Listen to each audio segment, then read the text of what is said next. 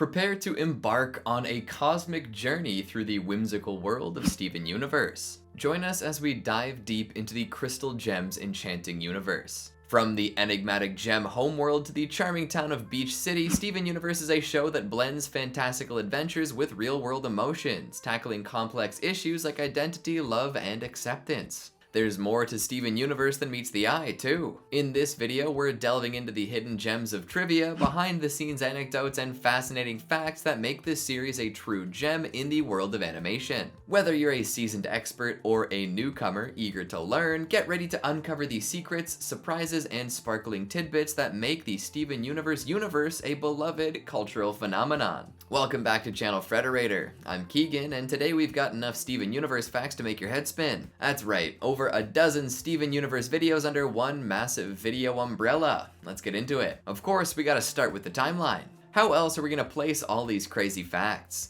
After Steven Universe ended and they put out the movie and then the epilogue series and there's that future stuff, some folks were confused, but we've got you covered. This is the truly complete Steven Universe timeline. The Crystal Gems have been through a lot, and now after 5 seasons, a movie, and an epilogue series, it's all finally come to a close. We gave you a timeline a little while ago, but with the end of the series, what better time for a refresher on all things Homeworld, Beach City, and everything in between? I'm Jacob with channel Frederator, and we're about to take a journey across different planets and warp paths in this newly updated timeline of Rebecca Sugar's Steven Universe. Quick side note, the Steven Universe canon has extended beyond animation and into comics and video games, and these events, called the Level 2 canon, are considered to be a part of the timeline, unless the show contradicts them. But for the sake of simplicity, and because these comics and games exist in relatively self-contained stories, we won't be including them in this video. We'll also be avoiding non-canon material, so no say uncle either, which is what I'm assuming that disclaimer was meant for exclusively. Last thing, since Steven is the main driving force of the series, we'll be using him as the central point for the entire timeline. Therefore, anything taking place before his birth will be referred to as BS or before Steven. And yes, haha, BS, very funny, pause for laughter. Glad we got that out of our system. With that, the Diamond Authority begins. I don't know when this happens. Time is a construct. Way before any sort of recorded history in the timeline of the series, some important events took place that laid all the groundwork for what's to come. It's unknown just exactly how she comes into existence, but nevertheless, White Diamond appears out of nowhere eons ago. She's presumably the first gem to exist, and she gives herself the task to construct all of Homeworld society, namely a caste system that puts the diamonds at the top and other gems like pearls and rubies at the bottom, acting as servants and bodyguards, respectively. How convenient for White. At this time, cross-gem fusions are banned alongside off-color gems like the Rutile twins. With her fellow diamonds, yellow, blue, and the runt of little importance, pink, White creates the Diamond Authority and begins to spread their empire across all of space, colonizing planets to create even more gems. They take over a total of 43 planetary bodies and 2 whole solar systems to terraform in their own image. While White, Yellow, and Blue were expanding the empire, itty-bitty little Pink Diamond was given a friend to keep her company, Spinel. The two would play games for hours in Pink's garden, but eventually Pink outgrows Spinel and deals with it super maturely, but we'll get to that. During the colonization of the Jungle Moon, a celestial body first seen in the episode, well, Jungle Moon, Pink Diamond demands her own colony from Yellow Diamond, but is turned down. Around this time, Pink Diamond becomes super rebellious, lashing out at her fellow diamonds and any other gems that happen to be nearby. Pink Diamond colonizes Earth around 10,000 to 6,000 BS. After her original Pink Pearl has a unfortunate accident, I hope you can hear those quotation marks, Pink is given a new Pearl, the one that we all know and love in the main series. Instead of goofing off with Pink and getting into mischief like the previous Pearl, this Pearl was made to be more proper and reserved with her diamond, but of course, that won't last long. After enough begging, Yellow and Blue Diamond finally allow Pink to control her own colony, some nowhere planet named Yarth, or something like that. Excited to start her new life on Earth, Pink abandons Spinel in her garden, asking Spinel to play a game where she must stand very still. The impressionable Spinel obliges while Pink leaves her behind, and the Jester Gem continues to take the game very seriously, like standing still for 6,000 years, seriously. We'll check on her after a hot minute and see how she's doing. The Prime Kindergarten is created on Earth with the sole purpose of creating more and more gems, and a base is built on the moon so that Pink can easily monitor the creation of these gems. Colonization on Earth is in full swing. The Lunar Sea Spire, Communication Hub, Sky Spire, and Sea Shrine are all constructed during this time. Gems from Homeworld are sent in droves to help out on Earth, with one of these ships bringing along Nephrite. Nephrite has a bit of a rough go at it. We'll check on her later too. So Pink finally got what she wanted, a colony of her very own, but she still finds herself bored. That is, until she sees how much fun the quartz soldiers that just popped out of the kindergarten are having. She desperately wants to join in, but knows she'll get an earful from Yellow and Blue if she goes playing around with lesser gems. So Pearl makes an offhand comment about how she could disguise herself as a rose quartz to fit in, and of course Pink takes that idea and runs with it, shapeshifting into a rose quartz soldier. Gems can shapeshift, by the way. During her time as rose quartz, Pink finds life on Earth to be so beautiful that she begins to reflect on what exactly it is they're doing. Colonizing and terraforming Earth will cause the destruction of all natural life on the planet, so she decides to take a heroic stand, one that Yellow and Blue will absolutely understand and agree with, because that's absolutely what they'll think based on everything we know about them so far. Instead we get the whole big sister, little sister spiel, with Yellow scolding her to finish what she started, and Blue completely misunderstanding Pink's intentions and creating a human zoo in order to preserve life by, kidnapping people and dragging them away from their families to live in a glorified space prison for the rest of their lives and further generations, inadvertently creating a culture all of its own. There's a lot to unpack there just then. Oh boy. The crystal gems form around 5700 BS. Attempt after attempt to convince the other diamonds to give up the colonization plans goes nowhere. Pink Diamond finally decides to take a stand against the Diamond Authority. Pink, still secretly disguised as Rose Quartz, and Pearl defect from Homeworld and form the Crystal Gems, a band of rebel gems fighting against the Diamond's colonization schemes. From here on out, we'll be referring to Pink Diamond as Rose Quartz when in this form, and as Pink Diamond for when she's in her true form, which won't happen very much starting now. With the rebellion growing larger and larger by the day, Blue Diamond and the members of her court arrive on Earth to put a stop to these rebels before things get out of hand. Among the members of this court are a Sapphire, an aristocratic gem who can see into the future, along with 3 ruby guards to escort her. Out of nowhere, Rose Quartz and Pearl attack Blue Diamond's court. In all the confusion, one of the rubies and the Sapphire accidentally fuse together for the first time, becoming Garnet. The entire court is disgusted by their fusion, and the two are outcast on Earth, isolated from the rest of Gem Society. Ruby and Sapphire, now alone with each other in the wilderness, begin to form a bond and slowly fall in love to the point where they fuse into Garnet on purpose, though Garnet is a mess of confusion and wonderment as soon as she's formed. Rose, fascinated by how 2 different gems were able to fuse, recruits the newly formed Garnet into the Crystal Gems, telling them that they should never question whether who they are is right, welcome to Earth, etc. After seeing the beauty that both Earth and Gem Society has to offer, Pink makes one final attempt to convince the Diamonds to end the colonization of Earth, but they ignore her once again, obviously. So this time, she decides to make them listen. The Gem War, around 5000 BS. A 1,000-year war begins, known as the Rebellion or the Gem War, depending on who you ask. Countless battles are waged across Earth with heavy casualties on both sides. During the war, the Crystal Gems' numbers grow exponentially, allowing them to hold their own against Homeworld forces with relative ease. Among these new recruits are Bismuth, Ocean Jasper, Snowflake Obsidian, Biggs Jasper, and many others. An absolute abundance of characters that we don't really get to know most of them. With the recruitment of Bismuth, though, the Forge is created, allowing an endless supply of awesome weapons for the Crystal Gems. Among them is Rose's iconic huge pink sword. Around this time, a Lapis Lazuli visits Earth during the colonization, but is caught up in the war and ends up getting poofed by Bismuth, a condition where a gem loses their physical form and their gem lies dormant until they're able to regenerate with a sweet new visual design, Doctor Who style. Homeworld gems come across Lapis's gemstone and, believing her to be a member of the Crystal Gems, trap her inside of a mirror to interrogate her. Now you may be thinking to yourself, hey, that's not fair, what about justice? Well, as you'll see, concepts like that aren't really the Diamond's bag. With her poofing gems left and right and beginning to create more and more dangerous weapons, Bismuth starts to become a problem for Rose Quartz. With the creation of the Breaking Point, a weapon designed to shatter gems, which is significantly worse than just, destroying their physical form, Rose determines that Bismuth has become a liability and poofs her, trapping her in a bubble and keeping her hidden from the rest of the Crystal Gems. It's assumed they're just told that Bismuth was one of the many casualties of war. As the war grows more intense by the day, Homeworld becomes desperate for more soldiers to add to their army, and thus creates the Beta Kindergarten. A kindergarten specifically meant to pump out more Quartz soldiers as quickly as possible. It's definitely a quantity over quality situation, and the Diamonds clearly chose quantity, since most of the Quartz soldiers that came from the kindergarten end up being deformed. But among the deformed is Jasper, who is an absolute unit. Way bigger than a normal Quartz. Rumor has it that she took out 80 crystal gems on her first day. With a never-ending supply of soldiers, it begins to feel like the war could be endless. Remember how we said Pink Diamond would make the other diamonds listen?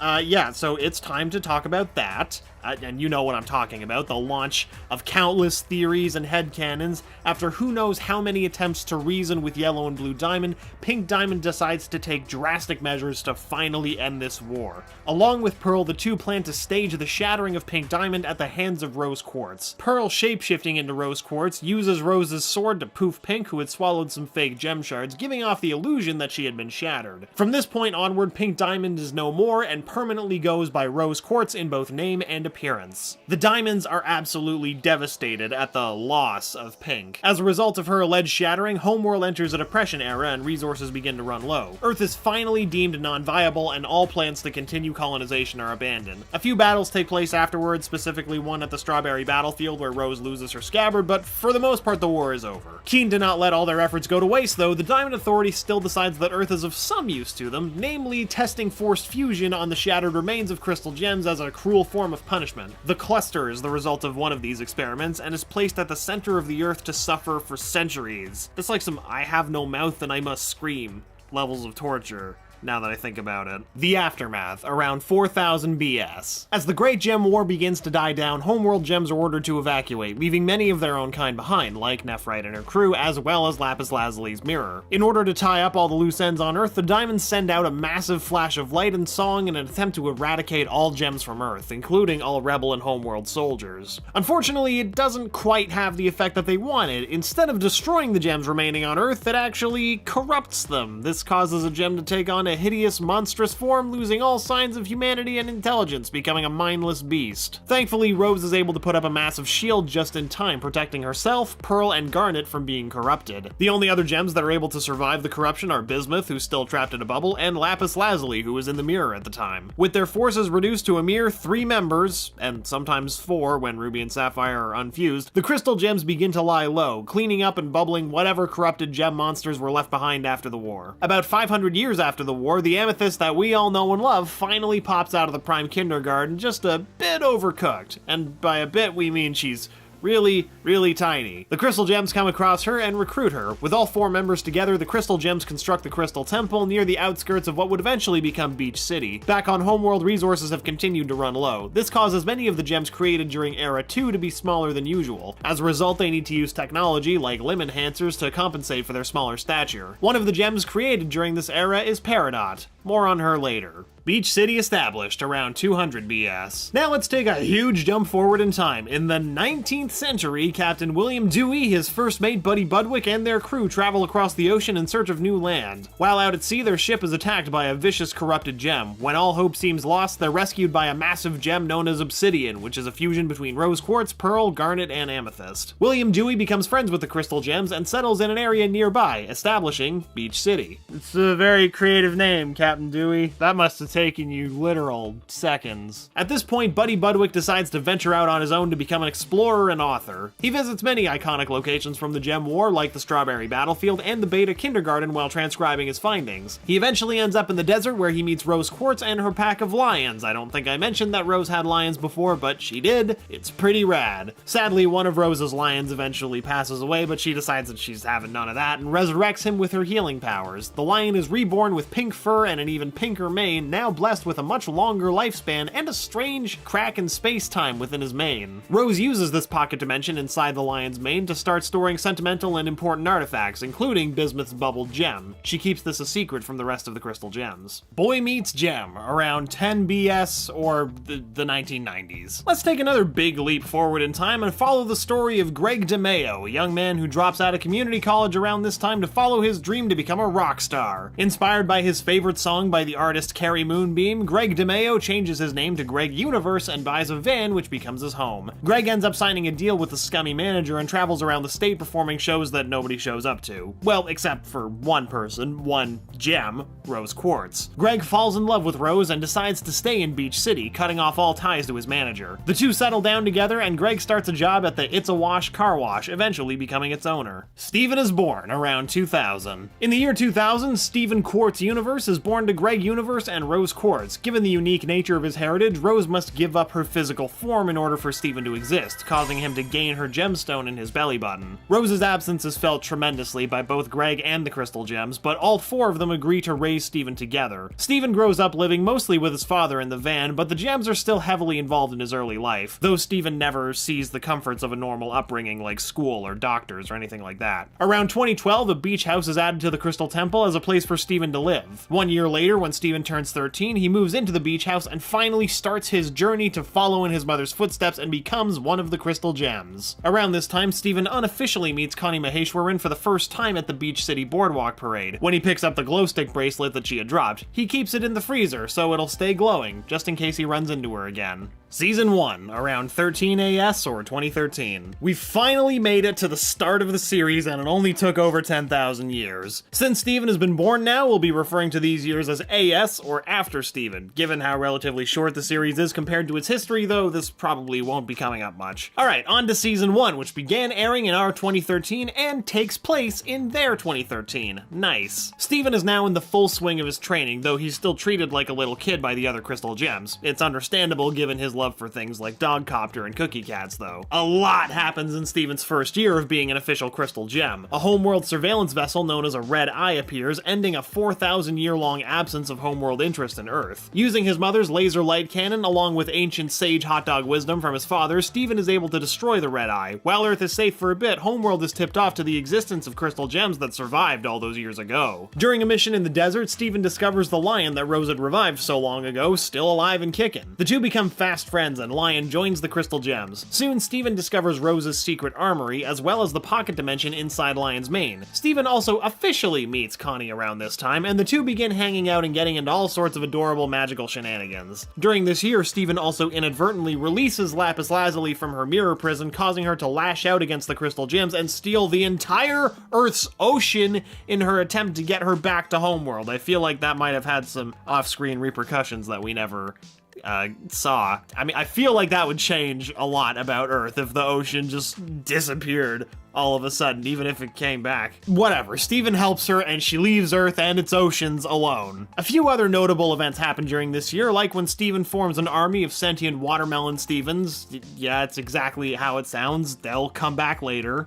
They will. Or when Steven and Connie fuse into Stevani, proving that humans and gems can indeed fuse together. Or humans and half-human, half-gem hybrids, at least. Steven also encounters Peridot, who arrives on Earth on a scouting mission after the Red Eye detected gem activity. Some cat and mouse with the homeworld gem ensues until Steven meets her face-to-face and aimlessly tells her about some of his friends in Beach City. Some valuable intel, I'm sure. Shortly after, Earth is invaded by a small fleet of homeworld gems, led by the mighty Jasper from the Beta Kindergarten, Peridot, and a freshly captured Lapis Lazuli, the same one as before, of course. Beach City is evacuated and Steven learns about the Gem War. Jasper forces Garnet apart and captures the Crystal Gems. On the Gem Warship, Steven learns of Ruby, Sapphire, and their fusion for the first time, and together they're able to defeat Jasper and destroy the warship. Peridot manages to escape, and Lapis and Jasper fuse into Malachite to destroy the gems. But it's a trap! Lapis uses this fusion as a chance to drag Jasper to the bottom of the ocean with her, the two of them locked in a stalemate fusion type deal. The Crystal Gems take a breather and think this might be a good time to go on hiatus or something. Season 2, around 14 AS or 2014, and get used to me saying 14 AS a lot. Moving right along to Season 2, which premiered literally the day after Season 1, the citizens of Beach City begin to rebuild after the damage caused by the Gem Warship. Wanting to help Steven in his upcoming fights against Homeworld, Connie takes up sword fighting lessons from Pearl. With Peridot on the loose, the gems begin tracking her down so that she can't contact Homeworld or escape. During one of their missions to catch her, they discover the existence of the forced fusion experiments. After Steven captures and befriends Peridot, because he's Steven, she reveals the existence of the cluster, the massive forced fusion in the center of the Earth that's basically a ticking time bomb. If it's not dealt with quickly, its reformation could destroy the entire Earth. With the help of Peridot, the Crystal Gems begin to build a machine that can travel deep into the Earth's core and take on the cluster. During all this chaos, Steven has his 14th birthday. Eventually, Peridot is able to contact Homeworld, but instead of betraying the gems, she betrays Homeworld and defects, becoming an official member of the Crystal Gems. She'll eventually adopt a star for her uniform, but, like, later. So am I gonna have to wear a star? Where am I gonna put the star? Season 3, still 14 AS, or 2014. On the day of the cluster's reformation, the crystal gems split up into two groups, Stephen and Peridot in one, and Garnet, Amethyst, and Pearl in the other. While Stephen and Peridot travel to the center of the Earth to confront the cluster, the other crystal gems travel to Watermelon Island. Yeah, remember the sentient watermelons that Stephen created? Well, they kinda, sorta started their own civilization, and Stephen can telepathically communicate with them. It makes more sense in the show, maybe? No? Anyway, Malachite is spotted on Watermelon Island, so the crystal gems head there, defeat Malachite, and rescue Lapis Lazuli while Jasper gets away. Meanwhile, Stephen and Peridot are able to successfully neutralize the cluster and seal it safely within a bubble. With the threat behind them and with new friends along for the journey, Stephen helps Lapis adjust to life on Earth by having her move into the barn with Peridot. What season is that? 3.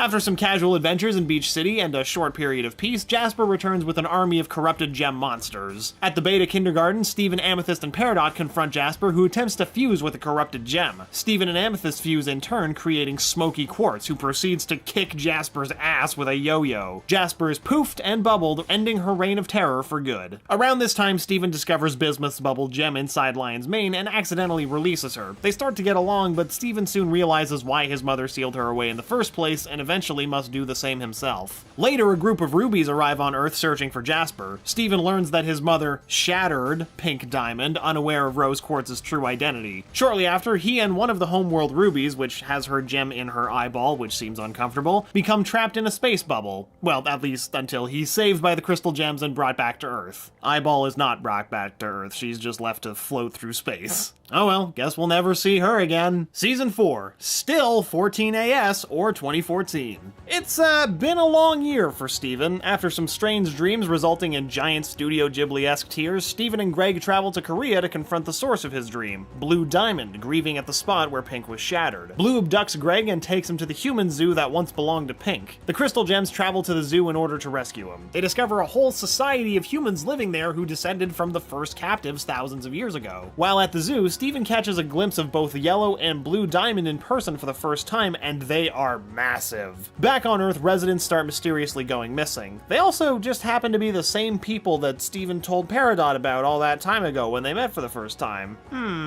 It turns out that a gem named Aquamarine has been using that intel to steal them and take them to the zoo. In an attempt to save his friends, Stephen reveals his mother's gemstone, leading Aquamarine to believe that Stephen and Rose Quartz are the same person, since, you know, human reproduction is kind of a weird concept for gems. She captures Stephen and takes him to Homeworld, with his friend Lars accidentally stowed away on the ship. Season 5, still 14 AS, or 2014. This is the last one, though. This is the last time we're in year 14. While on the Homeworld ship, Stephen discovers that Lars is still on board. The two are brought to Homeworld, and Stephen is put on trial for Rose Quartz's war crimes. During this trial, Stephen learns that his mother might not actually be responsible for the shattering of Pink Diamond thanks to the lateral thinking provided by his Zircon defense attorney. When this speculation is laid out, instead of rushing through the trial for a hasty execution, Yellow Diamond poofs both attorneys, chaos breaks out, and Stephen and Lars escape in the heat of the moment. They find themselves in the depths of Homeworld, where they meet some rogue off-color gems who have been living in hiding for eons. Unfortunately, they're pursued by robonoids, and Lars is killed in an explosion. Though all hope seems lost, Lars is revived through the inherited healing factor of Stephen's tears, giving him a pink appearance similar to Lion's. The newly revived Lars discovers that his hair contains the same pocket dimension as Lion, which Stephen uses to get back home and find help to rescue Lars. Lapis, fearing the diamonds, leaves Earth and takes the barn with her, abandoning the crystal gems and Peridot. Meanwhile, in space, Lars and the off-colors become well acquainted with each other. They steal a Homeworld ship and start exploring the cosmos together. Stephen and Connie, as Stevani, visit Lars through his pocket dimension, but eventually find themselves stuck on the jungle moon, where they learn more about Pink Diamond's past. Through Pearl, Stephen finally uncovers the truth about his mother. She was Pink Diamond all along. Pause for dramatic sting. What a reveal that we all kinda already had the feeling of. It takes a bit, though, for Garnet and Amethyst to actually accept this, but eventually they come around to it. With this newfound purpose and understanding, Ruby and Sapphire decide to get married. Stephen wants to give Bismuth another chance for the wedding, and through the power of forgiveness, they add another crystal gem to their group. Unfortunately, the wedding is crashed, literally, by the diamonds. Thankfully, Lapis crashes their wedding crash with her own crash, bringing the entire barn down on the diamonds. She then officially joins the crystal gems, which was just such an awesome scene. I've felt worse. But the diamonds fight back, and when all hope seems lost, I've been saying that a lot lately, Steven uses an out-of-body experience to show them who he really is, Pink Diamond. This wins over the diamonds, and blue and yellow finally end their attack. With the help of the diamonds, Steven hopes to uncorrupt the gems that were affected by the diamonds' massive light so long ago. They're able to temporarily help the corrupted gems, but need White Diamond's help as well to make the change permanent. Oh yeah, remember White Diamond? She's still alive and kicking. She shut herself away after Pink's shattering, but it seems like we're finally gonna see what she's been up to. Steven, the crystal gems, and the diamonds travel to Homeworld and are greeted by a massive welcome home ceremony for Pink. Steven is taken by an ominous, cracked white pearl to meet White Diamond, whose presence is unnerving. White treats Steven like he's still Pink Diamond and as if she's only been away for a few months after throwing a temper tantrum. She promptly sends him to Pink's palace. White Diamond sends her pearl to announce that Era 3 has begun during a lavish ball. But when the diamonds, as well as White through her pearl, discover the blasphemy that is Stevonnie and Garnet, who inspire a bunch of other random gems to start fusing and disrupting the social order, the diamonds poof a bunch of gems and trap Stevonnie in a prison. Steven's able to contact a Watermelon Steven back home to tell Bismuth, Greg, Peridot, and Lapis that they need help. Blue and yellow come around to Steven's side and stand up to White, helping Steven in his attempt to convince her that Earth is worth saving. White isn't into this idea though and fights back. Luckily, Bismuth, Peridot, and Lapis show up in the nick of time to help. It's too little too late though, as White possesses both yellow and blue, putting them out of commission. She does the same to Garnet, Amethyst, and Pearl and traps Connie, separating her from Steven. With Steven all to herself, White rips out his gemstone, hoping to get Pink to shed that weird, awkward human form and return to normal, because again, gems don't really know how humans work, let alone Steven. Instead, a Pink Steven is created who uses his outside voice to say that Pink Diamond is gone for good, and then fuses back with human Steven into 100% good old Steven Universe. Steven finally internalizes the idea that he isn't Pink Diamond or Rose Quartz, he's always just been himself. White Diamond begrudgingly admits defeat and releases the gems. Steven confronts his grandma? Aunt?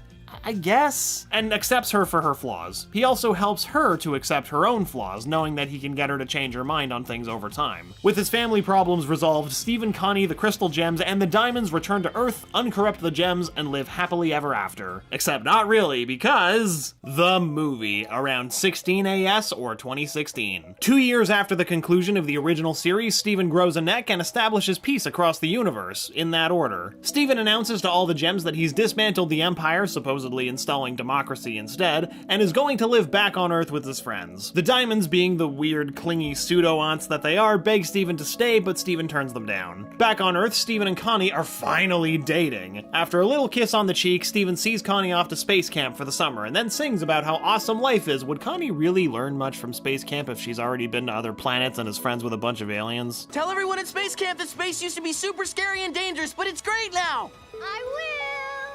But wouldn't you know it, right when Steven's song ends, life stops being awesome. A massive drill lands in Beach City, and the crystal gems are greeted by a very angry and very different looking Spinel. She announces her plans to kill Steven along with all life on Earth as the drill begins injecting a weird liquid into the ground. Using a wicked scythe in one swoop, Spinel manages to poof Garnet, Amethyst, and Pearl, and even slices into Steven, but it has no apparent effect on him. Steven manages to use the scythe against Spinel and poofs her in return. At the beach house, Steven and Greg wait for the gems to regenerate, but when they do, they find that they've reverted to their original forms, losing all of their memories in the process. When Spinel reforms, she too has been reverted to her original carefree, goofy self. You're not mad?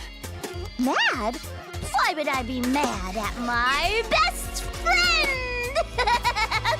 She clings to Steven, wanting to follow and entertain him on his quest to get the gems back to normal. At Little Homeworld, a colony for gems on Earth where the barn once stood, Bismuth explains to Steven that the scythe that Spinel used was a rejuvenator, a device that was meant to keep gems in their place by resetting them. Steven realizes that although he didn't lose his memories or character development, the rejuvenator caused his gem powers to reset back to the basics, which is basically nothing. I can't store things in Lion's Mane now? That's like the easiest thing I do! Spinel suggests that reverting the crystal gems back to normal might be a matter of just reminding them of who they are, so Steven sets out to do just that, through song, and super accelerated because we don't have time to go through the whole series again. He manages to get Ruby and Sapphire to fuse again, but they still don't remember who they are. Luckily, Steven's funny handshake with Amethyst is enough to jog her memory, making her the first gem to return back to normal. As the plant life around Beach City begins to deteriorate, Steven, Greg, and Amethyst bring Pearl to Steven's friend Sadie's concert, hoping to ignite the spirit of rebellion in her. When Steven and Greg fuse to form Steg, Pearl finally remembers who she is. As her memories return, Pearl tells Steven about who Spinel is. Spinel's memory is given a kick of its own during Steg's fusion, as she saw Steven disappear before her eyes, reminding her not so pleasantly of Pink Diamond's abandonment of her. While Pearl exposits to an exhausted Steven, Spinel runs off. Spinel takes Steven through the galaxy warp to the garden where she and Pink used to play. She tells her side of the story as her memories begin to return. Steven tells her that Pink was wrong to treat her that way and that she just needs to find someone who treats her better. Pink Diamond actually kinda sucked. Like, she had lofty goals and her cause was great, but as a person she was kinda terrible. Don't at me.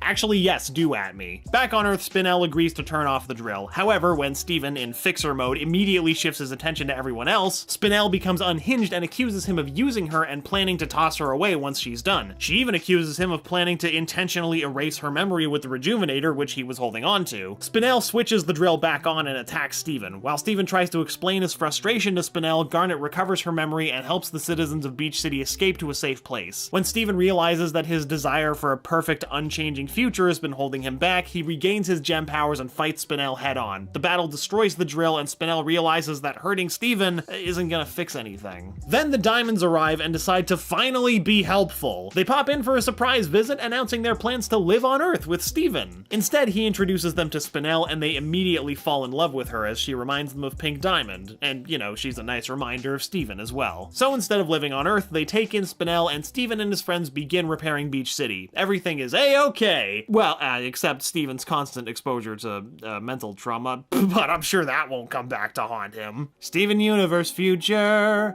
16AS to 17AS, or 2017. It's been a few months since Spinel attacked Beach City, and life has returned to normal, or at least it's found a new kind of normal. Lars has opened his own bakery, Sadie Killer and the Suspects have gone on tour, and Connie has begun her stint as the new lo-fi hip-hop studying girl. Oh, also she's applying for colleges. Meanwhile, Steven has opened up Little Homeschool, a place where gems from all across the universe can come together to live peacefully and find some new purpose in this new era. Most gems are happy to take advantage of the opportunity, but there's one who refuses to take any part in it. Jasper's been living on the outskirts of Beach City, destroying any Earthling who comes near her cave. Steven tries to convince her to visit the school, but things escalate into an argument and then a full-blown fight. During the fight, Steven's skin turns pink and he unleashes a devastating attack, which actually kind of impresses Jasper. Steven apologizes and asks Jasper if she can train him. She refuses, but doesn't tell Steven to never come back or anything, so, you know, baby steps. Later, Steven tries to help some gems get jobs, but things go south. Steven wonders if his ability to help others is fading. He's thrown another curveball when he comes across newly reformed rose quartzes. Steven attempts to get to know these gems, but is haunted by the image of his mother. Doesn't help that one of them looks literally exactly like Pink Diamond's rose form. Steven and the rose quartzes come to an understanding and realize that they're sort of like siblings. Even so, this event causes Steven even more stress. Still feeling like he can't help anyone anymore, he tries to assist the gem who's still wounded, Pink Pearl, who will be known later as Volleyball. When Steven learns that it was Pink Diamond and not White that gave Volleyball her cracked eye, his stress mounts and he becomes pink once again for a moment. Together with regular Pearl, they travel to a place called the Reef, a structure used for Pearl creation and maintenance. However, Volleyball's crack can't be fixed, as it's a psychological crack and not a physical one. She reveals that Pink Diamond lashed out after being told that she couldn't have a colony and took her anger out on her Pearl. Regular Pearl won't take this kind of slander about the Pink Diamond that she fell in love with and begins arguing with Volleyball. Steven gets angry hearing about all the awful things Pink did and turns pink himself once more, causing the Reef to misread his discomfort as anger towards the two pearls that are accompanying him,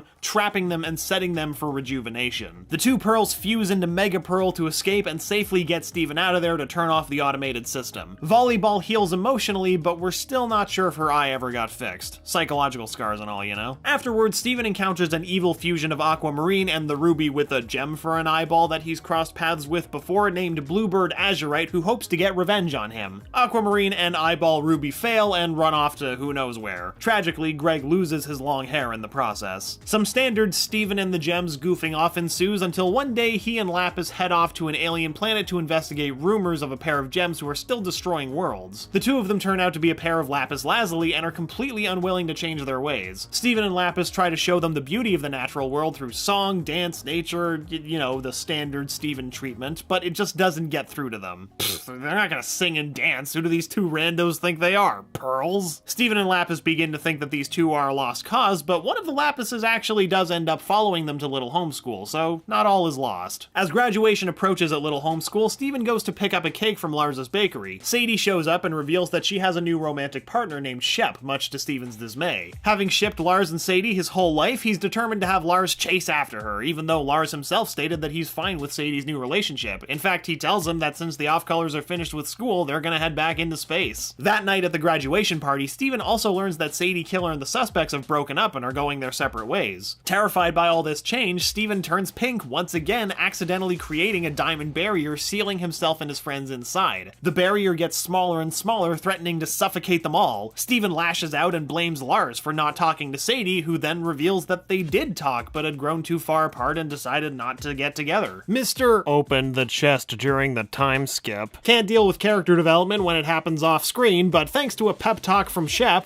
a Shep talk, he realizes that things are changing and his friends are moving on, but they'll always be his friends no matter what. The barrier disappears and Steven bids farewell to his friends. With most of his friends gone, Steven takes up gardening and accidentally creates life once again, this time in the form of Cactus Steven. Steven vents to his new cactus friend about how all the crystal gems have been getting on his nerves recently, and, well, Cactus Steven keeps growing and eventually becomes a massive beast that mirrors everything Steven says, including his bad-mouthing of the gems. I don't want any more high and mighty advice from Garnet. They're able to resolve the issue with Cactus Steven, but not the real Steven, who started bottling up his feelings, a very healthy habit. Thanks to all those feelings, Steven starts having horrible nightmares which somehow interfere with TV signals. Using this phenomenon as a way to fix the abysmal reboot of their favorite show, Steven and Peridot dream up new episodes and tape them, but this starts to really affect Steven negatively, since he becomes so overwhelmed with fixing the episodes when all he really wanted to do was hang out with Peridot. Steven's not even sure he knows how to live without having some grand problem to fix, but he's absolutely exhausted. Peridot sees Steven's breakdown in his dream and they cancel the rest of their episodes, opting instead to just enjoy each other's company. A few days later, Steven, Pearl, Bismuth, and Connie head to the Starlight roller rink for a night of fun. While there, they encounter some of Connie's friends from school, leaving Steven feeling left out and like he's forgotten how to talk to humans. Steven and Bismuth end up sitting on the sidelines as Steven laments about how out of place he feels. Bismuth empathizes and admits she only really came to hang out with Pearl, who seems to already have a whole new life outside of Little Homeschool. Bismuth gives him a pep talk of her own and convinces Steven to go skate with Connie. The two fuse into Stevani and clean up at the roller rink's dance contest. However, despite the awesome night, Steven can't help but feel like he's drifting away from Connie. As Connie's plans to head off to college start becoming more real, Steven turns pink once again and starts worrying. He asks the best couple he knows for advice, Garnet. Unfused, both Ruby and Sapphire encourage Steven to propose to Connie, cause, you know, that's a great idea for a 17-year-old in the middle of an emotional crisis. Well, Steven goes for it and plans an incredibly romantic date on the beach for them. He sings her a beautiful song and the night is going very well until he pops the question, which goes about as well as you'd expect. Connie's naturally shocked, but realizes how much effort Steven has put into this and recognizes the pain and heartache that Steven's been going through. She gently lets him down, not with a no, but with a not now, which, respect to Connie, that's like the best way she could have handled this situation. Steven seems to take it well, but when she leaves, his emotions literally explode and Garnet does what she can to comfort him after Ruby and Sapphire gave him some not so great advice. As the days pass, Steven falls deeper and deeper into depression. Any mention of Connie sends him into a panic. These panic attacks start growing. Literally, Steven's limbs grow erratically at the mention of anything Connie related, eventually leading to Connie taking him to the doctor for the first time in his life. Specifically, she takes him to her mom, Dr. Maheshwaran. The doctor shows on an x-ray that Steven suffered numerous fractures, particularly around his brain, and despite his miraculous recoveries through his healing powers, she believes that he suffered emotional trauma as a result of going through so much at a young age. Steven starts to recall his past, but he only gets up to the end of season 1 before Dr. Maheshwaran stops him and tells Steven that he is most definitely suffering from PTSD, and that the stress is only unmanageable now because he feels his support system is failing him. Upon recalling the proposal, Steven grows to an enormous size. Luckily, Connie had already called Greg, who calls off his managing of Sadie and Shep on their new tour to go console his son. Now back home and taking taking care of Steven full-time, Greg takes him out on a road trip to give him some new perspective on life. They stop by Greg's childhood home to sneak in and grab an old CD. At first, Steven is excited to learn more about his father's childhood, but it soon turns sour when he realizes that his father willingly gave up normalcy when that's all Steven wanted growing up. It gets even worse when Steven realizes that he took their last name from a song. He turns pink once again, claiming that Greg is just as bad as Pink Diamond for stowing away his perfectly normal upbringing. In his rage, Steven tears the steering wheel off the van and crashes it. Luckily, they're safe, but it's obvious that Steven has lost a lot of respect for his dad, despite his father's attempts to reassure him. Back home, Steven is lectured by the Gems for his outburst. Steven uses his new favorite move, glow pink and run away. It's super effective, slowing down time, allowing him to run at super speed. He goes to the one place that nobody would look for him, Jasper's cave. Steven begins training with Jasper to learn to control his powers. Steven's form gets pinker and more ripped. When it comes time for a rematch with Jasper, Steven goes all out, showcasing some lovely diamond pupils and shattering Jasper. Absolutely devastated, he runs home as fast as he can and dumps Jasper's shards into the bathtub. He uses the remaining diamond aura potions to bring her back. Now reformed, Jasper bows to Steven, calling him my diamond, much to his horror. Terrified of who he is, Steven runs off to the galaxy warp to find the only people who can help him. The diamonds. On Homeworld, he encounters Spinel, who is in a much healthier place now.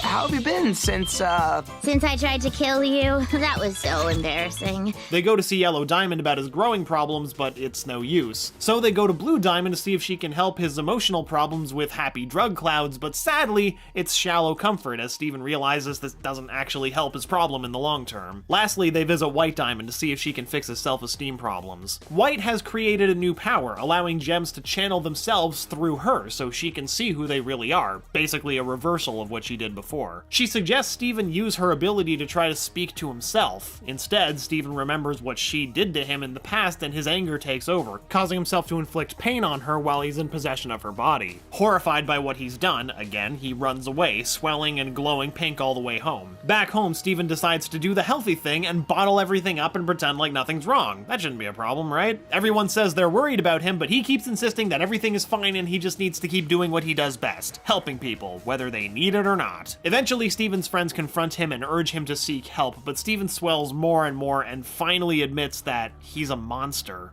Or at least that's how he sees himself. He swells more, morphing into a monstrous form. He loses control of himself and attacks Beach City. Bismuth, Lapis, and Peridot do their best to fend him off, while Garnet, Amethyst, and Pearl fuse into Alexandrite. Lapis restrains Steven in a whirlpool, but she can't hold him for long. Suddenly, the Diamonds and Spinel arrive to check on Steven. Perfect timing, as usual. After learning that the monster everyone is preoccupied with is Steven, they help hold him down, or at least try to. Even the Cluster emerges to restrain him. The Diamonds and Spinel sob about how it's their fault Steven is like this, to which Connie says, yeah, it is. But even though it's their fault, grief and self-blame won't help Steven. They need to put Steven's feelings above their own, just as he's always done for everyone else. Garnet devises a plan. Instead of simply restraining Steven, everyone goes in for a hug, holding him back but also comforting him, reminding him of all he's done for them. They tell him how much they love him and care for him, and how they want to help him overcome his problems. Connie seals the deal with a kiss on the forehead. Steven begins to tear up and returns to his human form. Surrounded by his friends and family, Steven sobs, releasing all of those bottled up feelings finally. 3 months later, this show loves its time skips now, Steven is finally seeing a therapist. He's also decided to leave Beach City behind. He and Connie plan out his travel schedule while he begins making the rounds to say his goodbyes. After a tearful farewell to Bismuth, Lapis, and Peridot, Steven then gives Greg his old room. Even Jasper is upset about him leaving, but strangely, Garnet, Amethyst, and Pearl aren't. Even as he's getting in his car to leave, they don't seem to be sad.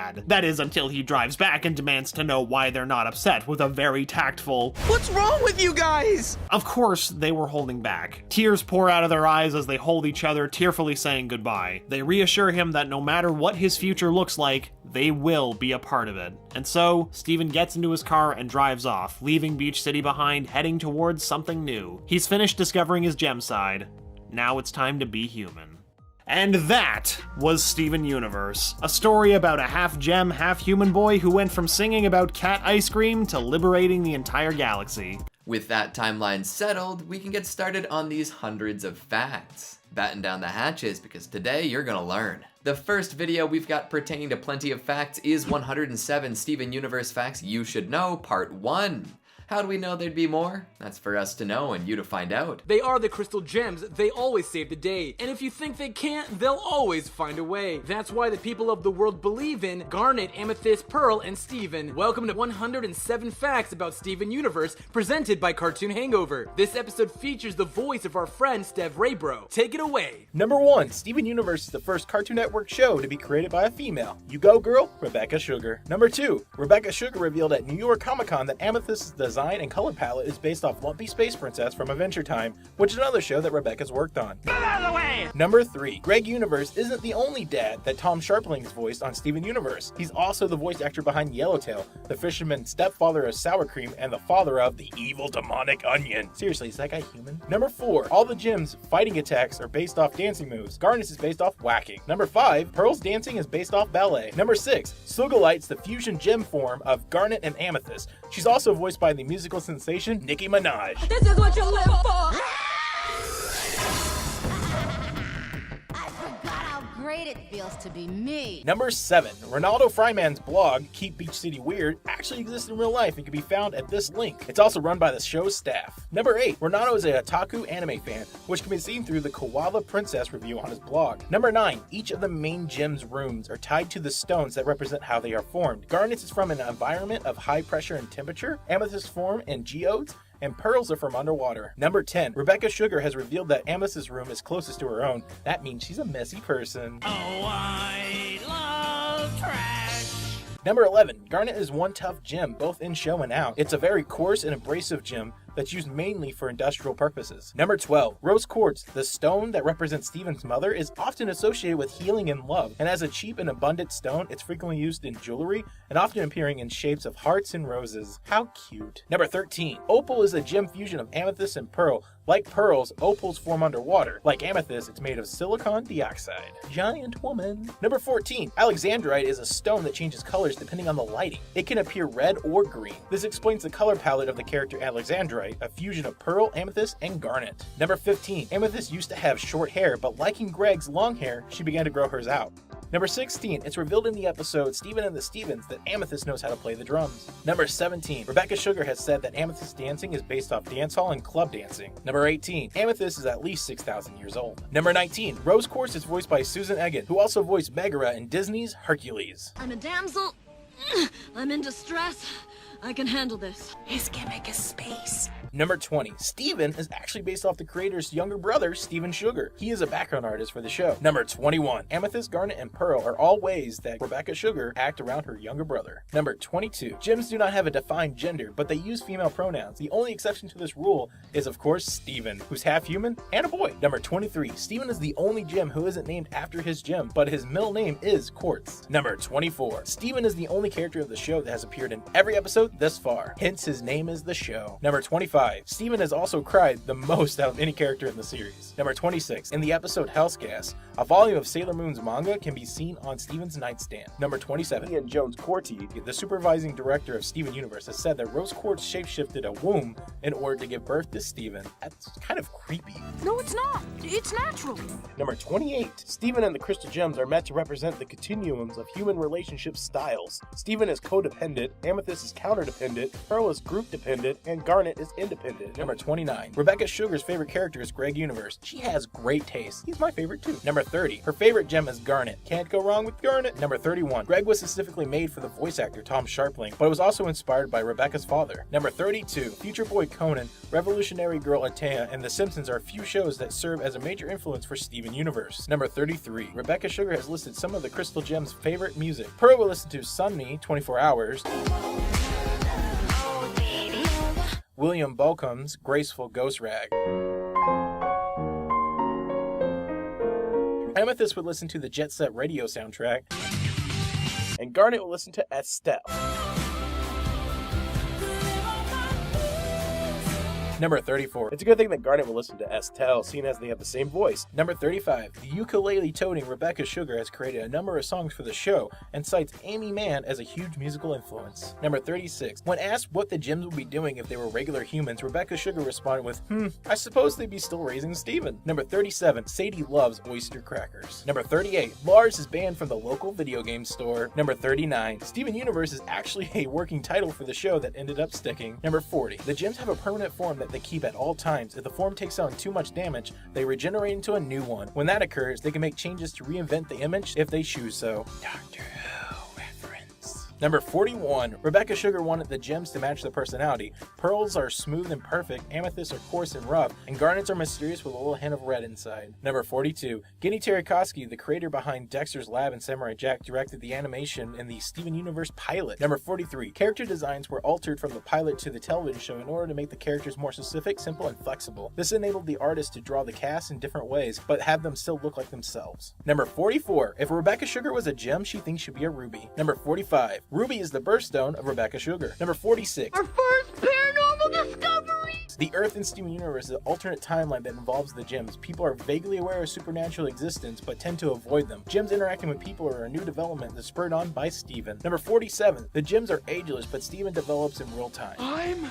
too old for this. Gems can't die from aging, but he's half human. Number 48. Kirby and Yoshi's Islands were influences on the show's color palette. Number 49. Amethyst is loosely based on Rebecca Sugar's friend Valerie Ng from college. Number 50. Matt Burnett, a writer for Steven Universe, has said that Pearl enjoys the process of pie, but not actually consumption. In the episode Together Breakfast, she seems to be enjoying preparing breakfast with Steven and the other Crystal Gems, which goes along with what he said. Number 51. Pearl's able to wield weapons with both hands, which implies that she's ambidextrous. Number 52. Organizing messes is one of Pearl's favorite hobbies. With the rowdy bunch she runs with, that's probably a good thing. Number 53. Pearl often watches Steven sleep. That's not creepy at all. Why are you here, Pearl? Me? Number 54. In the episode Steven the Sword Fighter, when Pearl regains her physical form, a silhouette is briefly seen that resembles her appearance in the pilot and her 80s version from Story for Steven. Number 55. In the episode The Message, Greg's illustration of Lapis Lazuli resembles her early design and seen in the storyboards. Number 56. Beach City is based on various beach towns in Delaware that the Sugars would visit when Rebecca and Steven were younger. Number 57. Lion is Steven's magical pink lioness pet. Rebecca Sugars also named her real-life pet, her cat, Lion. Number 58. Many fans correctly guessed that the girl who made the brief appearance in the opening would become Steven's love interest. Of course, we're talking about Connie. Number 59. Garnet has sung the longest song in the series, Stronger Than You, for the episode Jailbreak. This is Garnet, back together. And I'm never going down at the hands of the likes of you, because I'm so much better. Number 60. Ruby and Sapphire's fusion dance is a reference to Patsu and Shita in Miyazaki's The Castle in the Sky. Number 61. According to Ian Jones-Quartey, Rebecca Sugar has been planning for Garnet to be a fusion long before the pilot episode. She already knew that she wanted Ruby and Sapphire to be the two gems that form Garnet.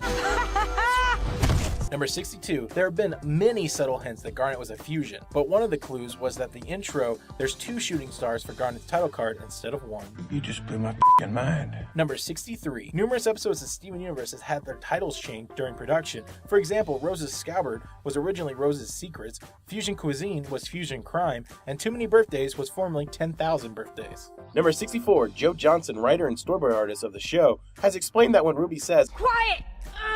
I can't see! in the episode Jailbreak, she hasn't gone blind, it's just that she's used to being fused with Sapphire, and so is used to having 2 types of vision. Number 65. The members of the Crystal Gems all have stars somewhere on their outfits. Interesting though, Ruby and Sapphire, who make up Garnet, do not have stars on their outfits at all. Number 66. It's shown in the episode Story for Steven that none of the Crystal Gems have stars on their clothing in the past, except for Rose. Number 67. He's not a stranger, he's Uncle Grandpa. On April 2nd, 2015, a special crossover episode of Steven Universe and Uncle Grandpa aired. It was meant to be a sort of April Fool's joke, and it's not canon according to Matt Burnett, a writer of the show. Apparently, it was Rebecca Sugar's idea. Number 68. Despite the fact that it aired after, the events of Say Uncle take place before the events of The Return. This explains why Garnet's still wearing her old outfit in the crossover. Number 69. Ian Jones-Quartey has revealed that there's no set heights for the characters. The characters have height relationships to one another, but in order to keep shots dynamic and expressive, the creators have kept things flexible. Number 70. It has been confirmed that the relationship between Ruby and Sapphire is romantic. Still isn't over.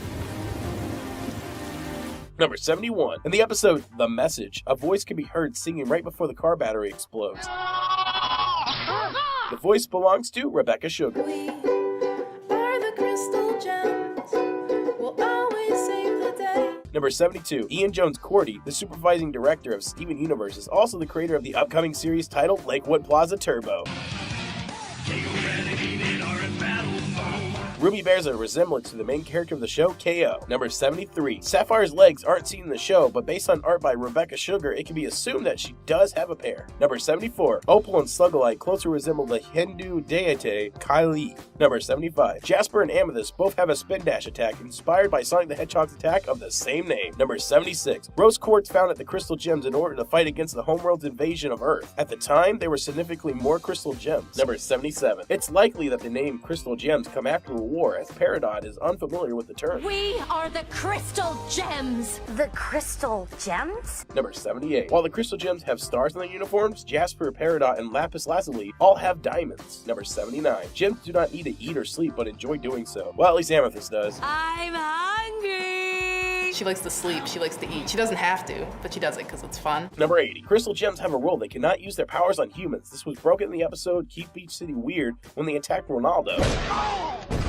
But they did so in order to protect Steven. Number 81. Rebecca Sugar is a former storyboard artist, writer, and composer for Adventure Time. Adventure Time! Come on, grab your friends, we'll go to very distant land. She came from the Nightosphere and earned a Primetime Emmy nomination. She was also included in Forbes 30 Under 30 in Entertainment list for 2012. Number 82. Based on the numbers given in the series, it's estimated that the Gems' homeworld invasion of Earth included an occupation that lasted about 1,000 years. Number 83. During the Gems' past invasion on Earth, they built the kindergarten. In German, kindergarten means children's garden. While this is usually used to refer to a place for preschool education, in this case, the Gems are literally using a garden where they grow children. Number 84. The old Gems junk machines of the kindergarten resemble bacteriophages. Their insides resemble organic hearts with veins and arteries. Number 85. Zach Collison, the voice of Steven. Hey, I'm Steven! Won a Best Behind the Voice Actor Award for Best Male Vocal Performance by a Child in 2014. Woohoo! Number 86. The show was nominated for 2 Annie Awards in 2014. One nomination for Outstanding Achievement in Character Design in an Animated TV Broadcast Production, and another for Outstanding Achievement in Production Design in an Animated TV Broadcast Production. Number 87. Susan Egan has revealed that she has recorded a song as Rose Quartz for the show. Number 88. Malachite is the first gem whose name hasn't been stated on the show. It's known because one of the creators released it. Number 89. Lapis Lazuli is the simplest gem in terms of color scheme. Her design consists of only 4 colors. Number 90. Despite the fact that Cookie Cats was discontinued in the episode Gem Glow,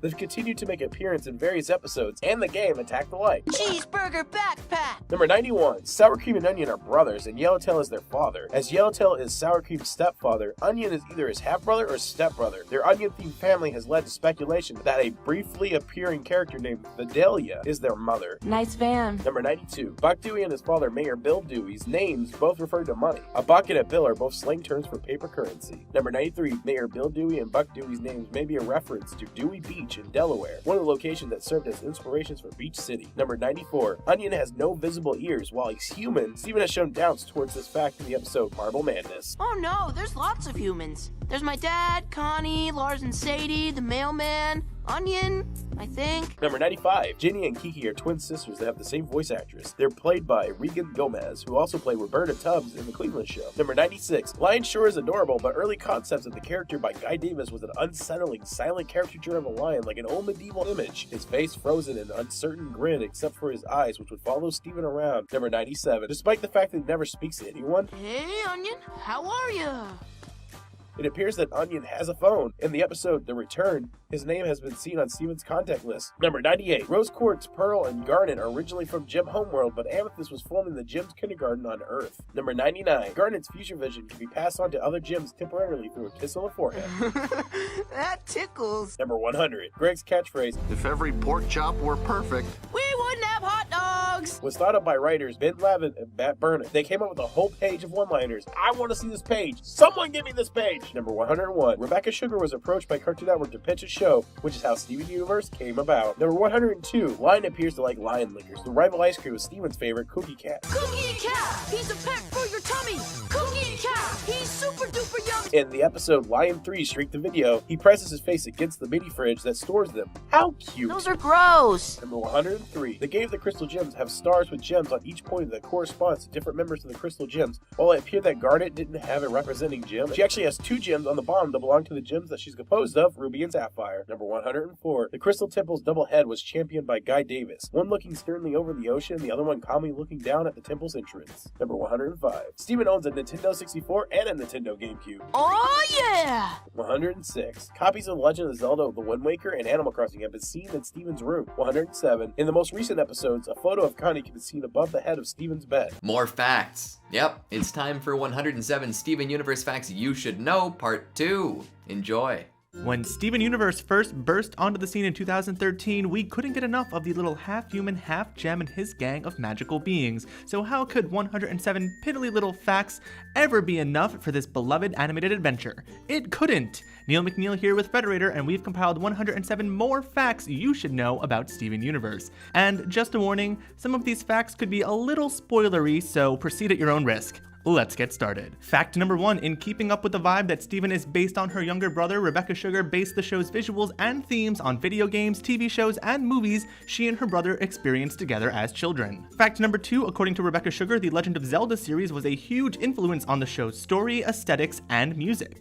Fact number 3, speaking of music, each crystal gem has their own instrument associated with them that is used for their individual pieces of theme music. When certain characters appear together, the piece that plays will combine their respective instruments. Fact number 4, Pearl's theme music contains a piano, Garnet's is associated with a synth bass, and Amethyst's music utilizes an electric drum kit. The guitar is prominent in the theme music for Rowe's Quartz, and whenever Steven uses Rose's powers, stringed instruments can also be heard. Fact number 5, in the episode Sadie's Song, Steven catches Sadie singing along to a catchy pop tune playing on the radio. The song is used again later in the episode for a montage sequence, and if the voice behind that original tune is familiar to you, it's because it's sung by Olivia Olson, who is also the voice of Marceline the Vampire Queen on Adventure Time. Fact number 6, Olivia Olson was also the little girl who covered Mariah Carey's All I Want for Christmas Is You in Love Actually back in 2003. Number 7, the design for Onion's secret room is similar to that of Pixar's Speakeasy Room. Fact number 8, World War II never took place in Steven's world, but before you think about moving there, keep in mind that holidays also don't exist in Steven's world.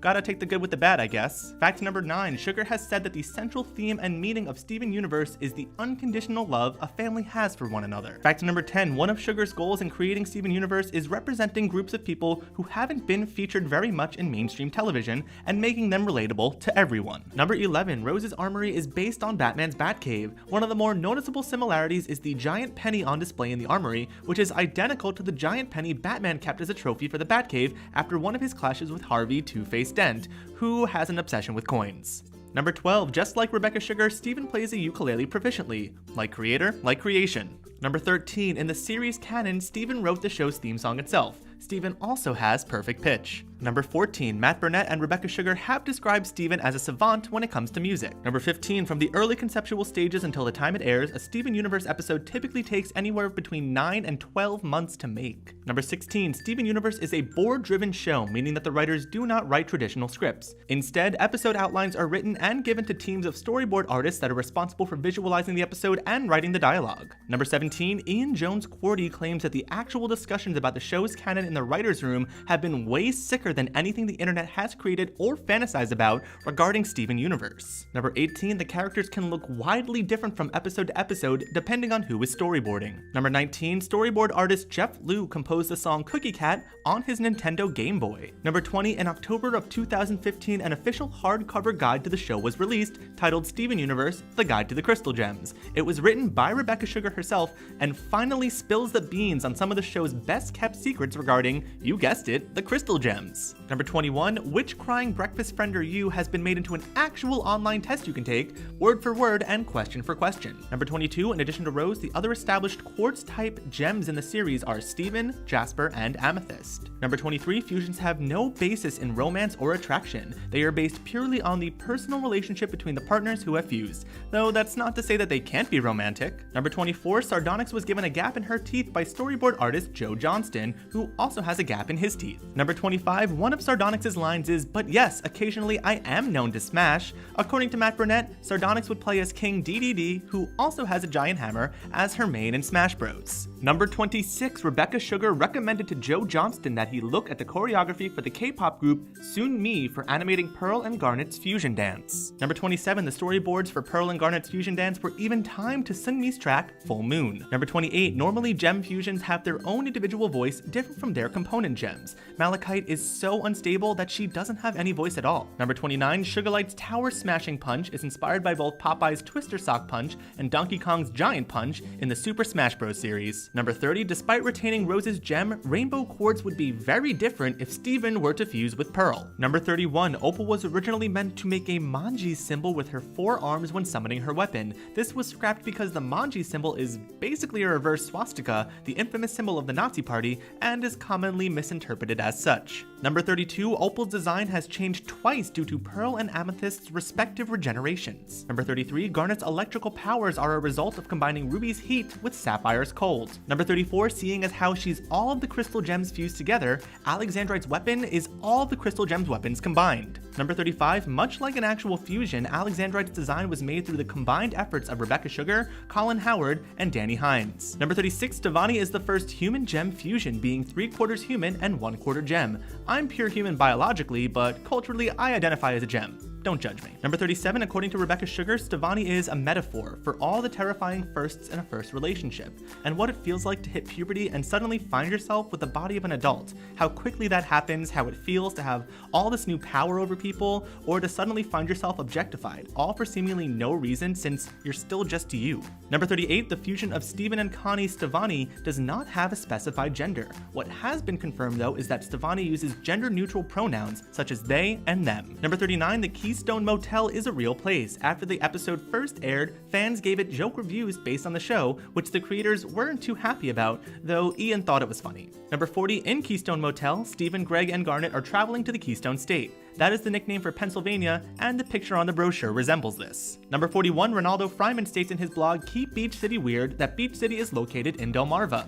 In real life, Delmarva is a peninsula that occupies most of Delaware, along with portions of Maryland and Virginia. Fact number 42, in the show, however, Rebecca Sugar claims that Delmarva is its own state in the alternate Earth where Steven Universe takes place. Number 43, Beach City Funland is based on an actual theme park located at Rehoboth Beach in Delaware named Funland that Rebecca Sugar and her brother went to during their family trips as children. Number 44, Ronaldo's blog talks about DelmarvaCon, which is held in a place called Charm City. Charm City is the nickname of the real-life city of Baltimore in Maryland. Number 45, Ronaldo Fryman is part of a community that calls themselves Planties, where he dresses up as a ficus. Number 46, Ronaldo believes that Stevani is a specially fabricated bodysuit built by the Illuminati for the purpose of international espionage. Number 47, when Peridot's distress signal interrupts everybody's TV, Ronaldo thought she was an eco-terrorist who failed her mission to free all of the animals from the local zoo. Number 48, Connie's last name Maheshwaran means Lord of the Universe in Hindi. Number 49, in Winter Forecast, Connie says itadakimasu,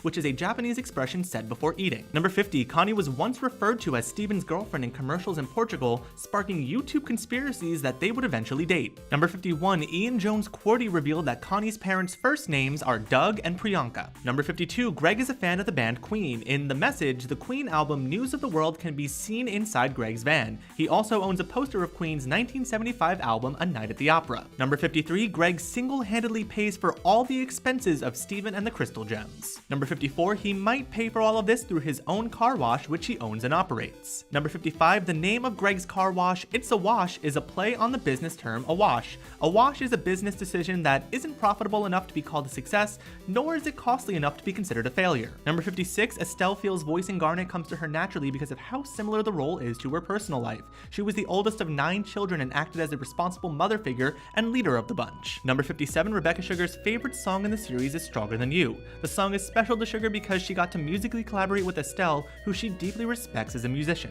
Number 58, the bodies of the crystal gems are actually projections generated by their core gemstone, like holograms, but with actual mass. Number 59, in addition to having a Nintendo 64 and GameCube in his bedroom, Steven keeps a Game Boy in his bathroom. Number 60, Steven is the only gem to have ever been born through biological reproductive means. technically making him a new kind of life form altogether. Number 61, the reason Steven is never seen attending a school of any sort is because he is homeschooled by the Gems. Number 62, the Steven Universe crew often prepares food for the premieres of new episodes and posts pictures to their Tumblr. For Reformed, they had grape popsicle amethyst gemstones prepared by staff member Christy Cohen. Number 63, in an interview, Rebecca Sugar said that of all the gems, Pearl is the one Steven knows the least about. Number 64, Steven's trusty feline companion Lion is voiced by D. Bradley Baker. Baker is known for voicing various creatures in animation and video games, including Appa and Momo in Avatar: The Last Airbender. Number 65, Rebecca Sugar and co-developer Ian Jones-Quartey attended the same college, the School of Visual Arts in New York City. Number 66, Lars and Sadie are some of Rebecca Sugar's earliest characters, having made them in college. And Ian is tired of people asking him how he got accepted into Cal Arts. Number 67, Rebecca Sugar isn't the only one putting their family into the show. Ian Jones-Quartey said that Gunga Pizza is based off of his grandmother, who was actually the creator of Ghana's flag. Number 68, much like Ian's family, the pizza family hails from Ghana. Kiki and Jenny grew up in Beach City though. Number 69, Kofi Pizza's first name means born on Friday. Number 70, the dance crowd and Alone Together are based off of actual Crewniverse members. Number 71, Season 1's episodes were aired out of order. Ian Jones-Quartey posted the intended order on his Tumblr. Number 72, if you don't know Ian Jones-Quartey's face, you may know his voice if you frequent Cartoon Hangover. He plays Wallow in Bravest Warriors. Number 73, when Steven is showing Hollow Pearl how to organize his messes in Steven the Sword Fighter, he places 3 toys on a shelf. The animal looks like Pikachu from Pokemon, the humanoid resembles Gyatru Man from the game of the same name, and the miscellaneous figure is clearly the internet meme sensation himself, Sonic the Hedgehog, not to be confused with another blue hedgehog we all know. Number 74, the choreography of the fight between Hollow Pearl and Pearl during the same episode is identical to a sword fight found in the anime Revolutionary Girl Utena. Number 75, the crew imagined the training room from the test to function like a buggy video game. Number 76, Golf Quest Mini is a parody of the Pokemon games. The line "Gotta sink 'em all" is a jab at Pokemon's tagline, "Gotta catch 'em all." Number 77, at the beginning of Golf Quest Mini, Professor Sandtrap says, "It's dangerous to go alone, take this," which is a famous quote from the original Legend of Zelda. It's spoken by an old man in a cave that gives Link his first sword. Number 78, you might want to watch Ocean Gem again. The initial airing had color issues that were corrected in later airings. Number 79, instead of using a weapon like other gems, Lapis has hydrokinesis, which is controlling water. Number 80, in House Guest, a Sailor Moon manga can be seen in Steven's room. Number 81, in Space Race, Pearl's uniform has a pink diamond on it. This is similar to how the Homeworld gems have diamonds on their attire. Number 82, on the design reference sheet, Pearl's tears in the episode Rose's Scabbard are labeled Ghibli tears, after the style of tears used in Studio Ghibli's animated films. Number 83, in the Political Power storyboard, Onion's bat had nails driven into it. In the final version, they were removed. Number 84, writer and storyboard artist Raven Malassi said that the purpose of Jasper wearing a cape in her debut was to look, quote, intimidatingly fabulous. Number 85, from the events of Jailbreak, it is implied that Steven is relatively immune to anti-gem technology because he is half human. Number 86, in an early April Fool's joke, Matt Burnett said that Say Uncle was going to be completely canon and Steven and Pizza Steve would switch places afterwards. Number 87, a poster of KK Slider from Animal Crossing can be seen in We Need to Talk. Number 88, in the flashback during We Need to Talk, Greg calls Garnet, Amethyst, and Pearl Harpo, Groucho, and Chico, referring to the Marx Brothers entertainers. Number 89, in Keeping It Together, a bottle of Lon milk referencing Legend of Zelda can be seen on the shelf behind Pearl. Number 90, the title of Season 2 episode Chill Tid means chill time in Norwegian Bokmål. The crew got the idea from an overseas Cartoon Network commercial. Number 91, after hearing Charlene Yee's takes as Ruby in Keystone Motel, Rebecca Sugar had to go back and change her drawings of Ruby's expressions to match the recording better. Number 92, the art style of The Answered was inspired by the work of German animator Lot Rieniger, who both Ian and Rebecca studied in college. Number 93, in The Answered, it's revealed that Ruby and Sapphire met 5,750 years ago. Fact number 94, in the Season 2 episode Steven's Birthday, Steven turned 14 years old. And number 95, in the same episode, it's revealed that Connie is 12 3/4. Number 96, in Nightmare Hospital, Connie says that she hasn't needed glasses for the last year. That means during the course of the series, Steven has aged from 12 to 14. Number 97, in Steven's Birthday, Greg and Garnet are seen laughing at an album that Greg is holding. The cover looks a lot like Shine by Estelle, who is Garnet's voice actress. Number 98, It Could Have Been Great revealed that the gems' bodies automatically adjust to whatever the current gravity is. Number 99, a scene where Amethyst teaches Peridot to eat food was planned for log date 7/15/2, but it was cut due to time restraints. Fact number 100, T-Pain is a fan of Steven Universe. His favorite crystal gem is Amethyst. He loves her attitude and her butt. Fact number 101, in April of 2015, Steven Universe's appreciation of video games came full circle when Grumpy Face Studios released the very first video game based on the show called Attack of the Light, Steven Universe RPG, and it's a super fun game. Fact number 102, for 100% authenticity, the game story was written by Rebecca Sugar and the Steven Universe writing staff. Fact number 103, the game features a turn-based combat system inspired by games like Super Mario RPG and Paper Mario. Number 104, in the United Kingdom, part of the What Can I Do music video was censored to remove part of Rose and Pearl's fusion dance. Number 105, like every other modern cartoon in existence, Steven Universe has its own comic book. The book is written by Jeremy Serace, drawn by Coleman Engel, and published by Boom Studios, the same publisher as the Adventure Time comics. Number 106, Garnet and Pearl appeared as background characters at a bar in DC Comics Batgirl issue number 41, volume 4. And finally, fact number 107, Lion 3 Straight to Video was nominated for Outstanding Short Format Animated Program at the 67th Emmy Awards in 2015. To celebrate, writer Ben Levin publicly released the episode's original story outline online. We don't stop there either. You see, 214 is just such a funny number. We thought it would be best to round things out at 321. So here's 107 Steven Universe facts you should know, part 3. From the moment he first hit the stage, Steven Universe drove his van right into our hearts. If you thought 107 facts weren't enough, how could 214 come close? Hi, I'm JD with Channel Frederator, and we're here to give you even more tidbits about your favorite Guardian trainee. So get your belly buttons ready, because we've got 107 more facts about Steven Universe. Watch out for corruption and spoilers. Let's get started. Number 1. Rebecca Sugar made a comic called Pug Davis, about an astronaut with a pug face who fights aliens in space. Next series, anyone? Number 2. While growing up, Rebecca and Steven Sugar would create comics together as kids. The two continue to do so to this day. You might have heard of their current one, Steven Universe. Number 3. Guy Davis, who's the artist behind the comics BPRD and the Marquee, the creature designer for Pacific Rim, and not to mention the personal hero of Rebecca Sugar, helped design the Crystal Temple. It was his idea to create the two heads, kind of a collaborative effort, putting two heads together. Number 4. Steven's hair is designed like a rose. This is more prevalent in this Funko Pop figure than it is in the cartoon. Number 5. Sardonyx actually has both a star and diamonds in her design. The star is on her chest, while the pink diamonds are on her feet. Number 6. The bands on Jasper's arms were designed to actually resemble Jasper, and to add a camouflage style to the character. Number 7. Storyboards for the episode Message Received show Yellow Diamond having a different appearance. Her design is more of a dress than the coat she wears in the show. Number 8. On January 2nd, 2017, 5 upcoming episodes of Steven Universe were supposedly leaked on the mobile app. This was later revealed to be part of the See It First element of the app. They were removed a day later due to the immense number of spoilers that were leaked to the general public. Number 9. In one of the leaked episodes, That Will Be All, Amethyst meets another Amethyst and Jasper Quartz from the Earth Kindergarten. They're all as carefree as she is, but are under the rule of Blue Diamond. Apparently they waited for her, but she never popped out. Number 10. Amethyst's full name is Amethyst Facet 5 Cut 8XM. Say that 3 times fast. Number 11. Did you know that there's a Steven Universe comic book series? The comics are considered level 2 canon. This means that they're pretty much considered canon, unless they contradict something in the show. Number 12. The relationship between Ruby and Sapphire is actually based on the real-life relationship between Rebecca Sugar and supervising director Ian Jones-Cordy. Number 13. Blue gems are primarily diplomatic. This implies that Blue Diamond is the diplomat of the Diamond Authority, similar to how Yellow Diamond runs the military. Number 14. Sapphire didn't always have one eye.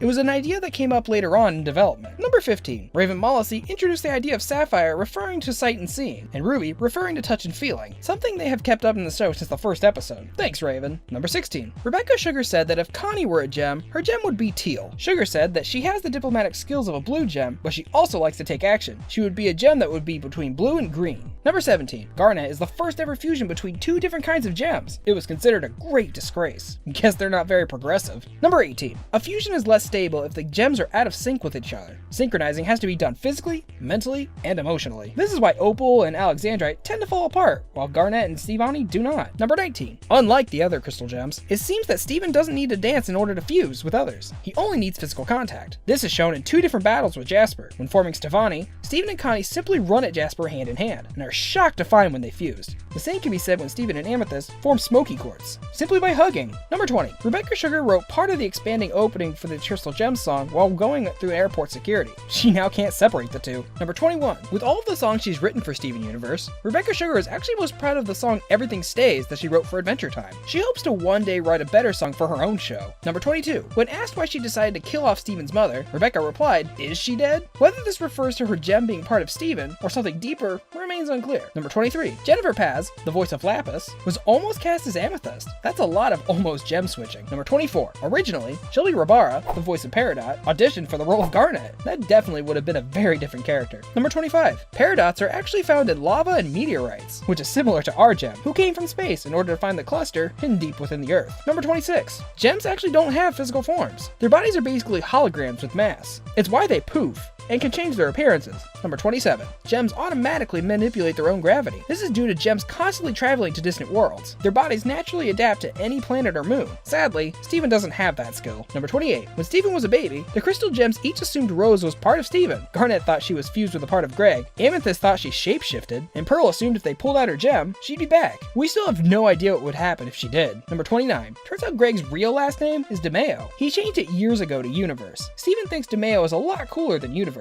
I disagree. But hey, that's just me. Number 30. In the episode Joyride, Steven reveals that he's uncomfortable talking about Rose Quartz with the other crystal gems, because he worries that they'll blame him for taking Rose Quartz away from them. Number 31. The gem homeworld is ruled by the Great Diamond Authority. This was originally yellow, blue, white, and pink diamond. During the episode Monster Reunion, it was hinted that one of the diamonds is no longer in the Authority. Number 32. This was later confirmed in Back to the Moon, when it was revealed that Pink Diamond had been shattered. Homeworld is convinced that it was done by Rose Quartz, but Steven is not convinced that his mother is capable of doing so. No one has refuted this claim, however, not even Pearl. Number 33. The rebellion ended when the diamond sent out the corrupting light. This caused the corruption of most of the crystal gems and numerous homeworld gems. The light consisted of yellow, blue, and white light, signifying the remaining diamonds. Number 34. After the defeat of Pink Diamond, every Rose Quartz was retired. Yellow Diamond wanted to shatter them, but Blue Diamond keeps them around to remind her of her fallen sister. Number 35. Yellow Diamond made her first appearance in the episode Message Received. This marked the first full sighting of a diamond on the show. Number 36. Yellow Diamond is voiced by none other than Broadway actress Patti LuPone. While she didn't get a song in her first appearance, she does sing in That Will Be All. Number 37. Pink Diamond kept a human zoo out in space. After she was shattered, Blue Diamond took over the zoo in honor of her sister. I guess they boldly went where no man has gone before. Number 38. Steven polishes his gemstone. This could be a nod to the non-canon episode Say Uncle, when Uncle Grandpa told him to polish his gem at least twice a year. Number 39. When Steven was a baby, he needed to let his gem breathe, something he no longer needs to do. Baby's all grown up. Number 40. Steven's healing spit can actually bring inanimate objects to life. Just ask Lapis and Peridot's new pet pumpkin. Number 41. While a refugee on Earth, Lapis Lazuli is not a member of the Crystal Gems. Number 42. A children's book version of the episode The Answer was written by Rebecca Sugar and was released on September 16th, 2016. It was illustrated by Elle Michalka and Tiffany Ford. Number 43. The episode The Answer was actually nominated for an Emmy Award for short form animation. Number 44. Did you know that corrupted gems are unable to use gem technology? Yeah, no go. Number 45. Gems created on Earth are either shattered, corrupted, or put to work for Blue Diamond. They're considered defective and less valuable than their homeworld counterparts. Number 46. While her current weapon is a spear, Pearl originally used a sword. She has since tried to train Steven and successfully trained Connie. Number 47. Mr. Greg was the first fully musical episode of Steven Universe. It has 7 songs in an 11-minute piece. Number 48. In Mr. Greg, Steven, Greg, and Pearl go to Empire City. While not explicitly New York City, they do mention Brooklyn and the Bowery. Number 49. Jennifer Paz, the voice of Lapis Lazuli, is actually a tap dancer. During the episode Mr. Greg, the tap number between Steven and Pearl is actually a recording of Jennifer dancing. Number 50. Steven is somehow connected to Blue Diamond. Whenever she's around, he begins to cry. He can also see through her eyes in his dreams. Number 51. Blue Diamond is voiced by Irish singer Lisa Hannigan. Fingers crossed that means Blue Diamond will sing too. Number 52. According to Peridot, of all the crystal gems, the highest ranked is actually Amethyst. Number 53. Peridot has an official Twitter feed. It's run by Lauren Zook, one of the storyboard artists on the show, and it's definitely better than mine. Number 54. Peridot sees herself as the new leader of the crystal gems. Do you agree? Let us know in the comments. Number 55. Peridot is an Era 2 gem. Due to the dwindling amount of resources on Homeworld, she was created without certain gem abilities, such as shapeshifting. This is why she had limb enhancers for so long. Number 56. Peridot possesses a skill called ferrokinesis. It means that she can make metal do her bidding. This was thought to have been a lost ability for Era 2 Peridots. Number 57. Peridot is the newest member of the Crystal Gems. She's officially made a member after she called Yellow Diamond a clod. Number 58. Peridot's full name is Peridot Facet 2F5L Cut 5XG. Try saying that even one time fast. Number 59. Gems that Peridot bubble don't go to the temple. Instead, they appear in the barn where she and Lapis live. This is because Bubbles send things home, not to the temple. Number 60. When fans started referring to Peridot as the main antagonist, Matt Burnett stated, "Pretty quick to judge poor Peridot. I wouldn't call her an antagonist just yet, and def not the main one." Number 61. Lion's mane contains a pocket universe. Both Rose and Steven have used this for storage. Rose for things like her sword and Bismuth's gem, and Steven for things like his bike and t-shirts. Number 62. Lion can restrict who has access to his mane. Pearl wasn't allowed access, while Peridot was. Number 63. As of the episode The Message, Greg has started working on his third album. The first two albums were Space Train to the Cosmos and Let Me Drive My Van Into Your Heart. His third album is called Water Witch. So far, the only song we've heard is about Lapis Lazuli. Number 64. In Coach Steven, it's revealed that Greg used to work out, but gave up on it decades ago. Number 65. Rebecca Sugar really wants Sardonyx to have a song in the show. It really helps that her voice actress, Alexia Kadim, is known for being in musicals, like The Lion King, Wicked, and The Book of Mormon. Number 66. In the episode Know Your Fusion, it's insinuated that every fusion has a room in the temple. It can only appear when that fusion is present. When the gems diffuse, the room self-destructs. Number 67. Smoky Quartz yo-yo tricks are actually based on real-life talent of yo-yoer Tom Black. Black is a performer with the famed company Cirque du Soleil. Number 68. In the UK, the musical number What Can I Do For You was edited to exclude a moment where Rose and Pearl share a close moment before fusion. The network defended the edit, stating that they felt that slightly edited version is more comfortable for local kids and their parents. Number 69. Because Stevani is comprised of two physical beings, rather than full gems, their appearance is constantly changing, depending on what either Steven or Connie are wearing. Number 70. Stevani is currently the only fusion to not have a unique weapon. Rather, she can summon Steven's shield and use Rose's sword. Number 71. AJ Michalka, the voice of Stevani, was apparently instructed by Steven's voice actor, Zach Collison, on how to replicate Steven's laugh. Number 72. Even though she's the first fusion defined on the show, Opal's fusion dance wasn't seen for almost 2 years. Number 73. Peridot has an open invitation to fuse with Garnet, purely for scientific purposes, of course. Number 74. The stone Malachite is actually suited for the fusion with Jasper. Malachite is often associated with demanding respect. Number 75. In 2015, Rebecca Sugar and Steven Universe were honored as part of the James Tripty Jr. Literary Award for their exploration of gender. The award's website stated, in the context of children's television, this show deals with gender in a much more open and mature way than is typical for the genre, and has some of the best writing of any cartoon. In addition to showing men and women who do not necessarily conform to standard American gender ideals, the show also gives us an agendered, non-binary character and a thoughtful exploration of growing up. That's a big compliment. Number 76. In the episodes Keeping It Together and Keystone Motel, it's revealed that Ruby and Sapphire can talk to each other via Garnet. Number 77. Apparently, Pearl has a type. In the episode Last One Out of Beach City, Steven, Pearl, and Amethyst bump into S, a woman who looks a lot like Rose. Not much is known about her other than her first initial, and the phone number she gives Pearl. Number 78. When asked about Pearl's unrequited love for Rose Quartz, Rebecca Sugar responded, "I don't know if I would call it unrequited." Oh, snap! Number 79. When asked who would play Steven in a live-action Steven Universe project, Rebecca Sugar said that she would cast Zach Callison, saying, "Zach is the only Steven that is truly Steven. I can't imagine anyone else doing that voice." Number 80. According to writer Lamar Abrams, Greg and Garnet play tennis on the weekends. Good to know they get along. Number 81. Garnet never had a problem with Greg and Rose being together. She's just a big supporter of love. Number 82. On July 18th, 2016, Ronaldo Fryman revealed his plans to write a book for the blog Keep Beach City Weird. As of the posting, he's written some of it. No updates as of yet, but I'm sure we'll hear more from him soon. Number 83. Even though Rose also has healing powers, no corrupt gem has ever been fully healed. They're simply bubbled to keep themselves from hurting themselves or others. Number 84. While we haven't met any, there are other sapphires. They're just extremely rare. Number 85. Bismuth is the only crystal gem who's not a crystal or a gem. Bismuth is actually a metal. This makes some sense, because after all, Bismuth are forges of Homeworld. Number 86. Bismuth names other members of the crystal gems, Snowflake and Crazy Legs. Both were apparently defeated in the rebellion, possibly by the Diamond Corruption. Number 87. It was revealed in the episode Adventures in Light Distortion that the Ruby soldiers from Return to the Moon base are still floating in space. Number 88. Only 14 structures were actually built on Earth during the gem occupation. This is believed to be around 5% of what was planned. That means about 280 structures were supposed to have been constructed. Sadly, this would have nearly destroyed the Earth and caused the extinction of all life on the planet. Number 89. Apparently, the barn where Lapis and Peridot live has a termite problem. Ugh, real life issues. Number 90. In the Steven Universe app, sometimes when selecting an item, Steven will yell, "Item, I choose you!" This is a clear reference to everybody's favorite Pokemon trainer, Ash Ketchum. Number 91. In the anime Little Witch Academia, there's a moment where a certain swordsman makes a small appearance. If you look at the bottom left of the screen, you can see Connie, accompanied by Dipper and Mabel from Gravity Falls. In another scene, you can also see Rebecca Sugar and Ian Jones-Cordy. Number 92. In the episode Garnet's Universe, Garnet's final fight is modeled after the final fight in the anime Gurren Lagann. Number 93. After the reveal of Yellow Diamond, Steven Sugar, Rebecca Sugar's brother, recreated the head turn discovered, and it was posted on Twitter. Steven is Yellow Diamond. Dun dun dun. Number 94. In the 5th issue of the Steven Universe comic, a series of stuffed animals can be seen in one panel. They bear a striking resemblance to Freddy, Bonnie, and Chica from the jump scare game Five Nights at Freddy's. Number 95. In the episode Future Vision, we see some of Steven's toys, including ones resembling Yoshi and Sonic.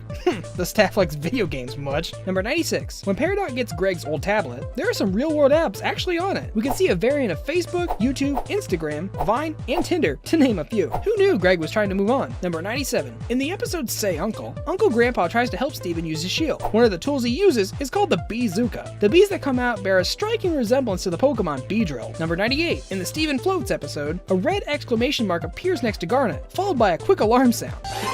This is a reference to Metal Gear Solid. A similar animation appears whenever Snake is detected. Number 99. Usagi Yojimbo makes a cameo in the episode Garnet's Universe, and it's called Hoppy. Usagi is a known ally of the Teenage Mutant Ninja Turtles. Number 100. In the episode Giant Woman, the Beetle has a Game Boy Color and a Sega Genesis game system in their room. Number 101. During the animated short Video Chat, a game can be seen on Connie's laptop, which Steven is using, called Colonization 5. This is a play on the famous Civilization games. I wonder if she's gotten a copy of Civ 6 yet. Number 102. There's a skin pack featuring the crystal gems in the game Little Big Planet. You can play as Steven, Lion, Amethyst, Garnet, and Pearl. Number 103. In the episode Onion Trade, Steven's advice for wading through all the prize balls is to try to act like a rich duck. This is a reference to the Disney cartoon DuckTales, where Scrooge McDuck swims through a mountain of gold coins. Number 104. There's an episode where Steven turns to the gems and says, "You got it, dude!" This is a reference to the character Michelle from the old show Full House. It was said many times by both Mary-Kate and Ashley Olsen, who rotated playing the role of Michelle. Number 105. In Amethyst's room, we can see a few hidden gems. There's a Snorlax plush, a Mario question block, a Wheel of Fortune wheel, and a Triceratops skull hidden throughout the room. Number 106. In the episode Nightmare Hospital, there's a doctor's office for a Dr. Giro. Dr. Giro is a recurring villain of the Dragon Ball franchise. What's even funnier is that he's apparently treating Patient 20. In the Dragon Ball Z world, Giro is actually Android 20. It all makes sense now. Number 107. In the Uncle Grandpa episode, there's a kid dressed up like Steven riding a mobility scooter. Steven, Garnet, Amethyst, and Pearl also appear in an award show hosted by Uncle Grandpa. That might be it for the 107 facts videos, but the facts do not end. Not yet. Now we've got 30 amazing facts about Steven from Steven Universe. You know, the main guy. Turns out there's plenty to know about this little musical goofball. Let's hop in. He's the sweetest gem you'll ever meet down on Beach City, and while he's been through a lot, his pure heart hasn't changed a bit. Hi, I'm Acuna with Channel Frederator, and this is 30 facts about Steven from Steven Universe. Don't forget to subscribe and click that bell icon to become part of our notification squad.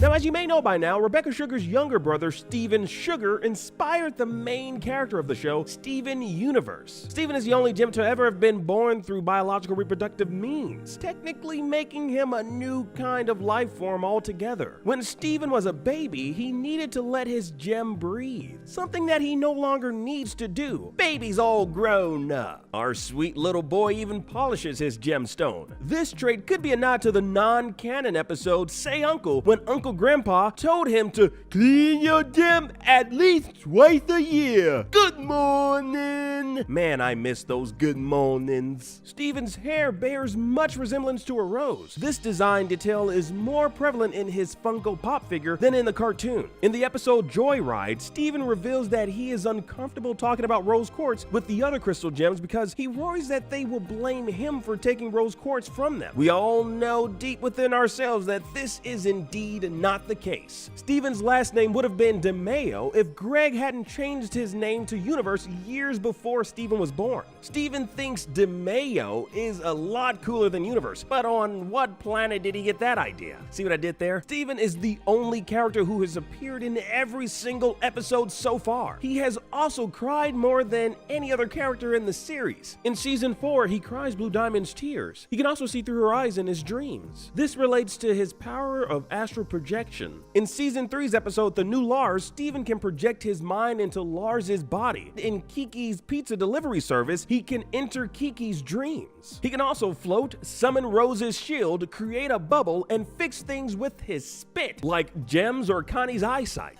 If you told me a loogie would fix my eyesight, you know what? You could keep your 20/20 vision. Steven's healing spit can even give things life. In Season 3, he creates sentient watermelons, and in Season 4, revives Lars. And let's not forget about little old Pumpkin. Oh, that adorable pumpkin. From the events of Jailbreak, it's implied that Steven is relatively immune to anti-gem technology because he's half human. Steven has been 14 years old since Season 2's episode, Steven's Birthday, but he has never attended school. In fact, the gems homeschooled him. Matt Burnett and Rebecca Sugar have described Steven as a savant when it comes to music. He plays the ukulele and wrote the show's theme song himself. That's right, a fictional character wrote a theme song. He also has perfect pitch. Steven likes video games. He owns a Nintendo 64 and Nintendo GameCube and keeps a Game Boy in his bathroom. Copies of The Legend of Zelda, The Wind Waker, and Animal Crossing often make appearances in his room.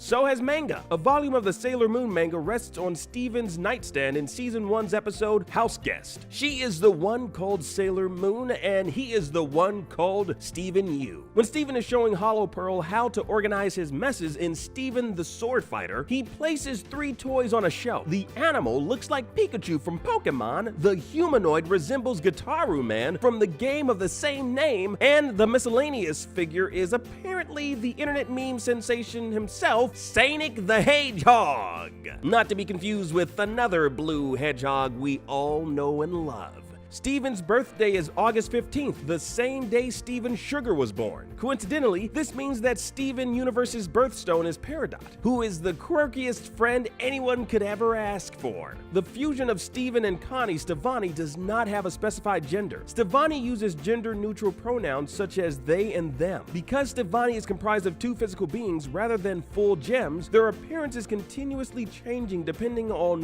what either Steven or Connie are wearing. According to Rebecca Sugar, Stevani is a metaphor for all the terrifying firsts in a first relationship and what it feels like to hit puberty and suddenly find yourself with the body of an adult. How quickly that happens, how it feels to have new power over people or to find yourself objectified suddenly. All for seemingly no reason since you're still just you. Unlike other crystal gems, it seems that Steven doesn't need to dance to fuse with others. He only needs physical contact. Viewers see this in 2 different battles with Jasper. When forming Stevani, Steven and Connie merely run at Jasper hand in hand and are shocked to find they fused. The same can be said when Steven and Amethyst form Smoky Quartz by just hugging. In an interview, Rebecca Sugar said that of all the gems, Pearl is the one Steven knows about the least. Steven is meant to represent the codependent stage of human emotional development. The rest of the crystal gems represent the other stages. Amethyst as counter-dependence, Pearl is group dependence, and Garnet is dependence. Zach Callison is the voice of Steven and won a Behind the Voice Actor Award for Best Male Vocal Performance by a Child in 2014. When asked who would play Steven in a live-action Steven Universe project, Rebecca Sugar said she would cast Zach Callison, saying, "Zach is the only Steven that is truly Steven. I can't imagine anyone else doing that voice."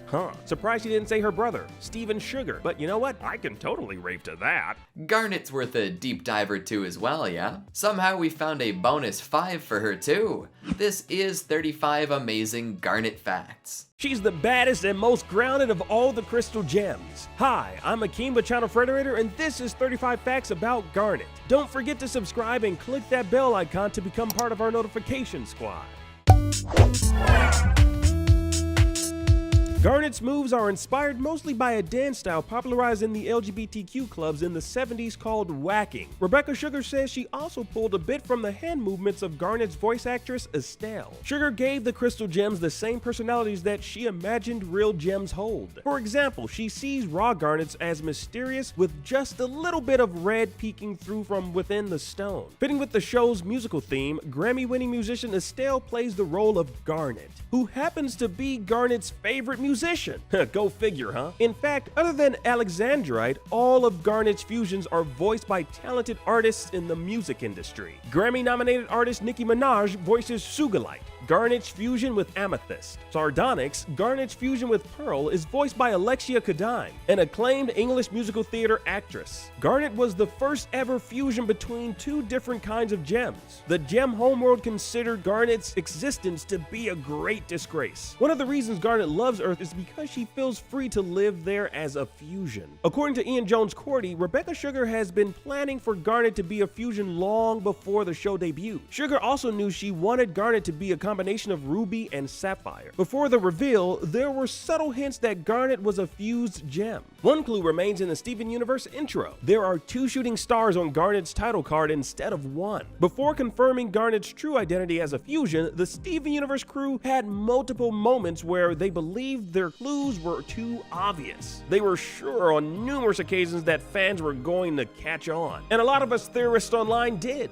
Shelby Rabara, the voice of Peridot, originally auditioned for the role of Garnet before it ultimately went to Estelle. But that's not the only connection between Garnet and Peridot. Peridot has an open invitation to fuse with Garnet whenever she feels ready. Garnet plays sports here and there. This interest includes playing tennis with Greg on the weekends. She's burned through her fair share of tennis rackets. Like a real master, Garnet knows how to play the guitar, which she may have picked up from lessons with Greg. She later is shown using it during Greg's music video, What Can I Do? Alongside Pearl, Garnet appears as a background character at a bar in Batgirl Volume 4, Issue 41. Rebecca Sugar says in a fight between Garnet, Pearl, and Amethyst, Garnet would be the ultimate champion. The synth bass acts as an excellent representation of Garnet. The Steven Universe staff believes this best reflects her personality. You can tell if Lamar Abrams boarded an episode by Garnet's design. He draws her more muscular and proportionate. Abrams also makes her face slightly longer than other artists. In the episode Garnet's Universe, Garnet's final fight is modeled after the last battle in the anime Gurren Lagann. Just who the hell do you think she is? Garnet's future vision can briefly get passed on to other gems via a kiss on the forehead.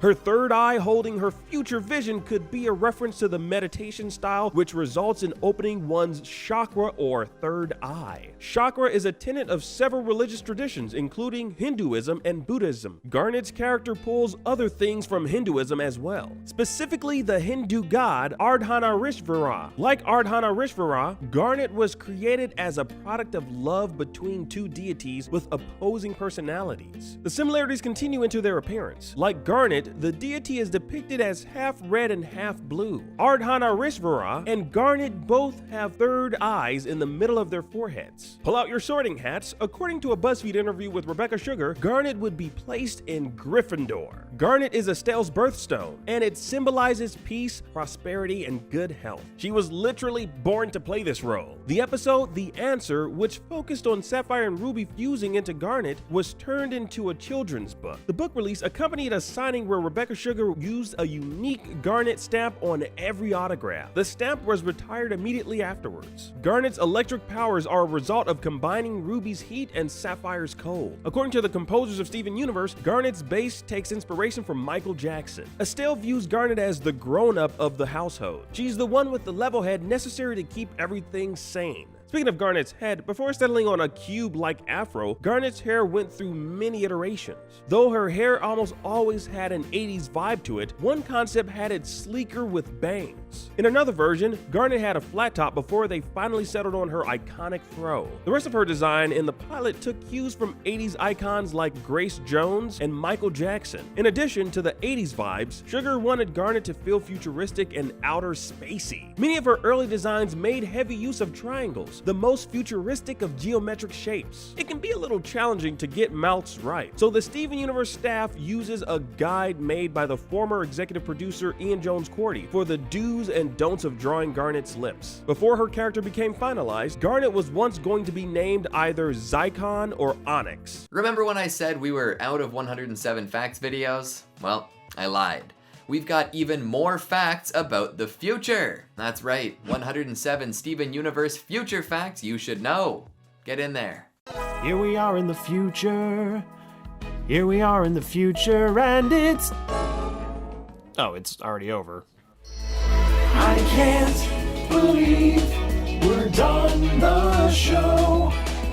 Never ending hiatus, here we go. Steven Universe has been done for over a year, but the show has made an unprecedented move of making its endgame a movie and a separate limited run series. Confused? Well, you're in the right place. Hi, I'm Jacob with channel Frederator, and today we're going through 107 facts about Steven Universe the movie and Steven Universe Future. Grab a homemade cookie cat, a few tissues for both melted ice cream and tears, and let's get started. Oh, and there will be spoilers. You've been warned. Fact number 1. Even before season 5 was over, it was clear by the summer of 2018 and Reunited's cliffhanger that Rebecca Sugar's Steven Universe was in endgame territory, but fans hadn't been notified that the show was ending, leaving many to wonder what was next. Our first clue came at Comic-Con in July 2018 when Sugar announced Steven Universe the movie. Number 2. For how plot-heavy the show eventually became, Cartoon Network didn't originally want Steven Universe to be a show with a continuous plot. They were more interested in self-contained episodes. Sugar and her team slipped it in by focusing on placing pieces of the larger puzzle in satisfying one-shot episodes and then bringing them together. Number 3. Things changed by the time the Crewniverse, an adorable term for Steven Universe's crew, was working on the Peridot Barn arc. At the beginning of the season, Cartoon Network started ordering large bursts of plot-related episodes, Steven bombs, if you will. Coincidentally enough, Sugar and company were already planning the arc that way. Number 4. That doesn't mean that the world threading together happened on the fly. Sugar and her writers were actively writing scenes that were happening outside Steven's point of view, like conversations the other Crystal Gems were having without him. Sugar even had a guide to every fusion in the show since the beginning. Number 5. Sugar has, quote, tomes and tomes of the history of the show's alternate version of Earth, and it's hidden away until Steven needs to know it. Like how Hollywood is in Kansas because Disney's Laugh-O-Gram Studios took off, so Disney never had to move, which is why Jamie wants to be an actor in Kansas. Number 6. Because the Gems invaded 6,000 years ago, the geography of the world and the names of places are different. For example, Beach City is in Delmarva, a state which is made up of real-life Virginia, Delaware, and Maryland, and Canada is just called the Great North, which isn't too far from reality, actually. Number 7. The idea for the movie goes back to the show's second season in 2015 when Sugar was headed to Japan. Like so many of us, she got screwed over by a phone restore that completely wiped her phone's memory. Tons of drawings and videos from the formative years of the show by herself and others were immediately gone.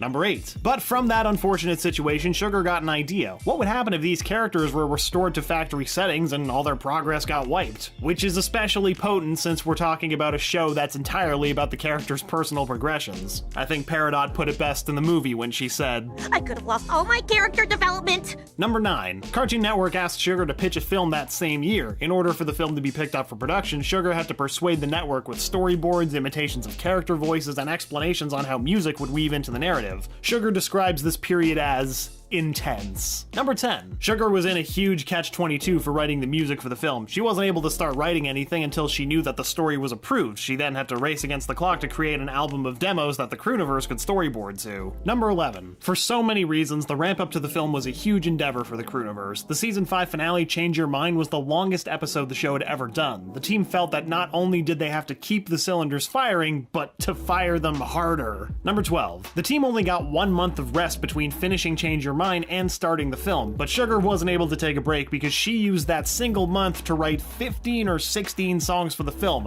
A month! That's like a song every 2 days! Number 13. Sugar then flew to Chicago for 2 days to meet with co-executive producer Chance the Rapper. She also collaborated with him to write True Kinda Love. Number 14. True Kinda Love was the first song on the soundtrack to be finished, and Sugar was wildly inspired by Chance. Sugar had always thought of music as notes and chords, as one would assume, but Chance kept talking about True Kinda Love with the image of a kid swinging their arms as they walk. Number 15. Fans went crazy when they learned that the film would take place 2 years after Change Your Mind, which means that Steven would be 16. As traditionally occurs when anyone turns 16, for the first time, our beloved Steven earned a neck. Number 16. For all the hubbub around the neck, and there was a lot, even I made a joke about it in our last Steven Universe video, the team had set up how an older Steven might look in earlier episodes. And no, I'm not talking about the episode So Many Birthdays, although maybe that's how he'll look. But no, I'm talking about the season 2 episode Steven's Birthday, where Steven's willfully aged up body is a dead ringer for his actual 16-year-old body. Dude, your neck. Oh, what about it? You have one! Number 17. But everyone on the team was just as excited as we were about the neck, largely because for animators it was often a pain to figure out how Steven's head was connected to his body in his younger necklace design. Number 18. Sugar herself was so excited about the neck that she had to keep herself from drawing the updated Steven design at cons because at the time the time skip and redesign were still under wraps. Number 19. Sugar also wanted to give Steven a cool jacket as a direct nod to his voice actor Zach Callison. Apparently Callison has a fleet of sweet jackets he's sporting all the time. He's very fashion forward that way. Number 20. A ton of other research and development was involved in the film. For 2 years, Sugar and her partner Ian Jones-Cordy would watch films and musicals based on TV shows, taking extensive notes as to why they did or didn't work. Number 21. If you're wondering about the outcomes of Sugar's research, she came to the objective conclusion that A Goofy Movie was a prime example of an excellent film based on a TV show. The script then says I'm supposed to affirm that A Goofy Movie is the best, but I haven't actually seen it yet. Please don't murder me. I know the songs by heart, at least. Those are amazing. Number 22. Sugar also thinks that Beavis and Butthead Do America is a great example of adapting a TV show to a movie. And if that seems surprising, what might be even more is that 2 animation directors on Steven actually worked on Beavis and Butthead. Number 23. One thing Sugar thought worked came from legendary director-choreographer Bob Fosse. A character has to be feeling something so strongly that they're compelled to sing, and when that's not enough, they're compelled to dance, which keeps a musical from feeling like an endless parade of songs. Number 24. Sugar and the team built 2 musical practice runs into the show. One was the musical episode Mr. Greg, and the other was the song For Just One Day Let's Only Think About Love, where the team was purposefully testing themselves to see if they could pull off the most musically musical number that ever musicaled. They came pretty close, but I still think the most musically musical number that ever musicaled is either We Go Together from Grease or Defying Gravity from Wicked. They've had the advantage of time to burn into our memories. Number 25. To further illustrate Sugar's love for turning the show into a musical, she recently described Mr. Greg as her all-time favorite episode. The Crooniverse got absolutely no extra time on it compared to a normal episode, so its excellence is entirely a labor of love. Number 26. By the way, that wedding arc was a long time coming. Sugar had been pitching it since 2016, and it had been fighting against imposed ceilings regarding Ruby and Sapphire's relationship since Jailbreak in 2014. Sugar deeply believes in the importance of LGBTQIA+ representation in media, and the powers that be all eventually had to hop on. There's no stopping the Steven train or the Sugar Shack. Is there like a fan thing for that kind of like a Steven Universe hype train? Number 27. The other big question for the film was who the main antagonist would be. The widely circulated theory before the release of the first poster was that the villain would be Aquamarine because she was entirely missing from the wrap-ups in season 5. Number 28. However, the villain of the film was later revealed to be Spinell, an entirely new character played by Sarah Stiles. Stiles said during a panel at 2019's New York Comic-Con that while Sugar wrote tons and tons of pages for Spinell's audition breakdown, Stiles' manager apparently boiled the character description to something like a psychotic Betty Boop. Number 29. If Spinell does remind you of Betty Boop, that's exactly what Sugar was going for. Fleischer Studios, which was started in 1921 and is responsible for characters like Betty Boop and Popeye, created a lot of Sugar's all-time favorite animations, and she has a soft spot specifically for Betty Boop. Number 30. Sugar also wanted to use Spinell to pay homage to the UB Iwerks bounce. Iwerks worked closely with Walt Disney and is basically credited with creating Mickey Mouse. And that bouncy, playful aesthetic that characterizes animation from that era was entirely his idea. Number 31. The whole reason for that rubber hose 1930s vibe is that Sugar wanted to accentuate the fact that Spinell is old and was frozen in time. She wasn't given the opportunity to develop like all the other characters, so she both looks and moves like she's out of place. Number 32. While Sugar's a huge fan of those 30s cartoons, she also feels there's something unsettling and toxic about them because of the norms of the times they were made in. Sugar wanted to work in some of that difficulty into the vibe of the character. Number 33. Spinell may be inspired by rubber hose cartoons, but she's borrowed a move from another poster boy of dodgy animation, Sonic. She runs and spin dashes like Sonic and uses her legs like a propeller, which is reminiscent of Tails' famous move. Number 34. However, some of Spinell's attacks share commonalities with much more recent cartoons. Her stretching ability is reminiscent of both Jake from Adventure Time, which Sugar worked on, and Monkey D. Luffy from One Piece, which Sugar is known to be a huge fan of. You could even argue that Spinell's big punch against Steven was basically Number 35. The concept of Steven clashing with and not fitting in with older cartoon tropes didn't start with Spinell. It was also a key part of his experience with the Diamonds on Homeworld, which involved a lot of old fairy tale concepts. Think about it, the Pebbles are basically Cinderella mice who make him a dress for the ball. The ball does not go well, if you needed a reminder. Number 36. Actually, anime played into Spinell in more ways than one. Some anime films will have a strange new character pop up and suddenly become the most important character. Spinell's a parody of that trope, because any expectation of suddenly inserting yourself in Steven's life after everything the Crystal Gems went through is just silly. Number 37. Initially, Sugar didn't want to give Spinell eyelashes, since eyelashes can be pretty tropey. So instead, in an effort to turn that trope on its head, Sugar gave Spinell those upside-down lashes, which look like mascara after you've been crying. Number 38. Speaking of crying, story of my life, Spinell's heartbreaking backstory was inspired by the same incident that was behind Sugar's highly memorable song from Adventure Time, Everything Stays. She found a long-lost stuffed animal in her yard after a year and realized that things still change even in stillness. Not necessarily for the worse, though. Apparently, it was quite the formative memory for Sugar. Number 39. Equally heartbreakingly, Spinell is also partially influenced by the young kids who grew up watching Steven Universe and then grew out of the show, yet the Crewniverse is still there, still working on the show, still trying to be entertaining. Number 40. Sugar fully knows that Spinell can be overwhelming and grating. Pink ditched Spinell because Spinell was given to placate her and Pink wanted to feel like she was moving forward. Pink tended to not think about how her actions affected others, a recurring theme for her, as Sugar put it. Number 41.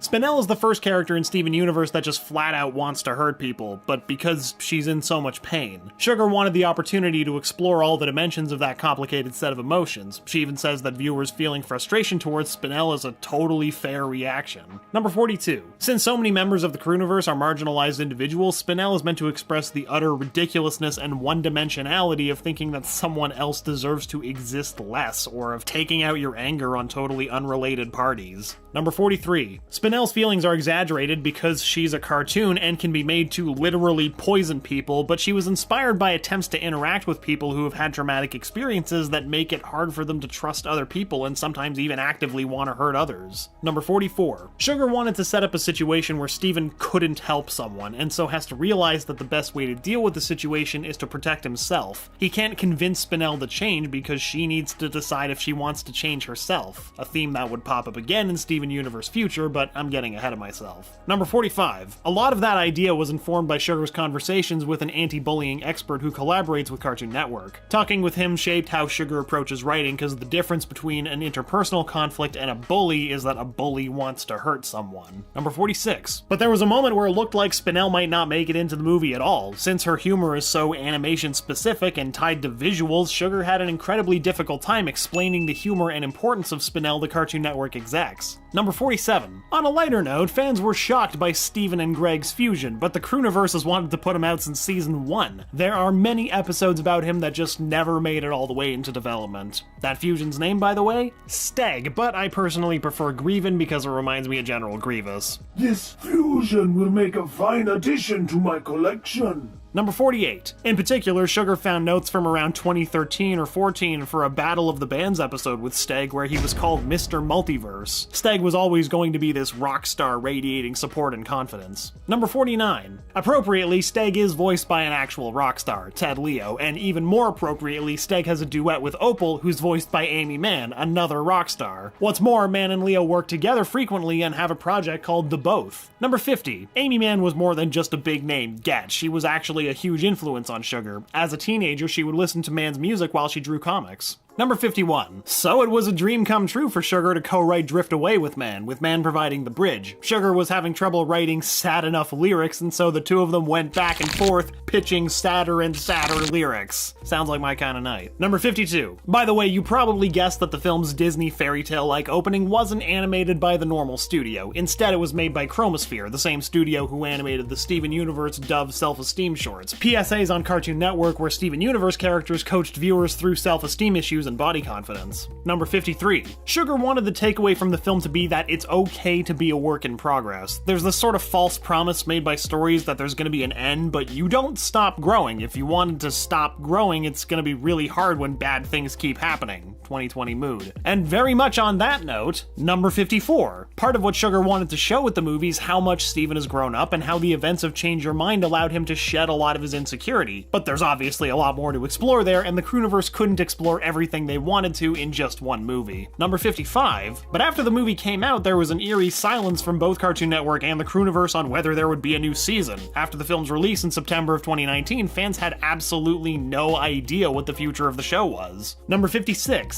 Exactly what was coming next was anyone's guess until New York Comic Con in October of 2019 when Sugar announced there is no Season 6. Number 57. In its place, Sugar announced that Steven Universe Future would be a limited series that would serve as the epilogue. That's just the cheekiest move to word it the way she did. Ugh. Number 58. But why isn't it Season 6? Well, Season 5 marked the end of the initial story that Sugar and her team set out to tell. There was an epic finale that capped it. Steven Universe Future is a different story in many ways. Number 59. From the beginning, Sugar and her team thought of Steven Universe, the OG show, as a coming-of-age story. They thought of it as a show written from Steven's point of view, but by adults who knew things about life that Steven still had to learn about. Number 60. However, it turns out adults don't really have many answers. The Crewniverse wanted to express that through the gems, whose world feels very abstract and metaphorical to begin with. But the more Steven understands how gems work, the more mature he becomes. Number 61. Steven Universe Future, original Steven Universe, and its various incarnations have always been done on paper. The colors are digital, but the pencils and inking and everything relating to character motion, that's all done by hand. Number 62. Sugar adores a writing process driven by storyboards, especially since that practice harkens back to the golden age of cartoons. Since animation is a visual medium, Sugar loves seeing the story come to life, not just through words, but by characters' expressions and postures.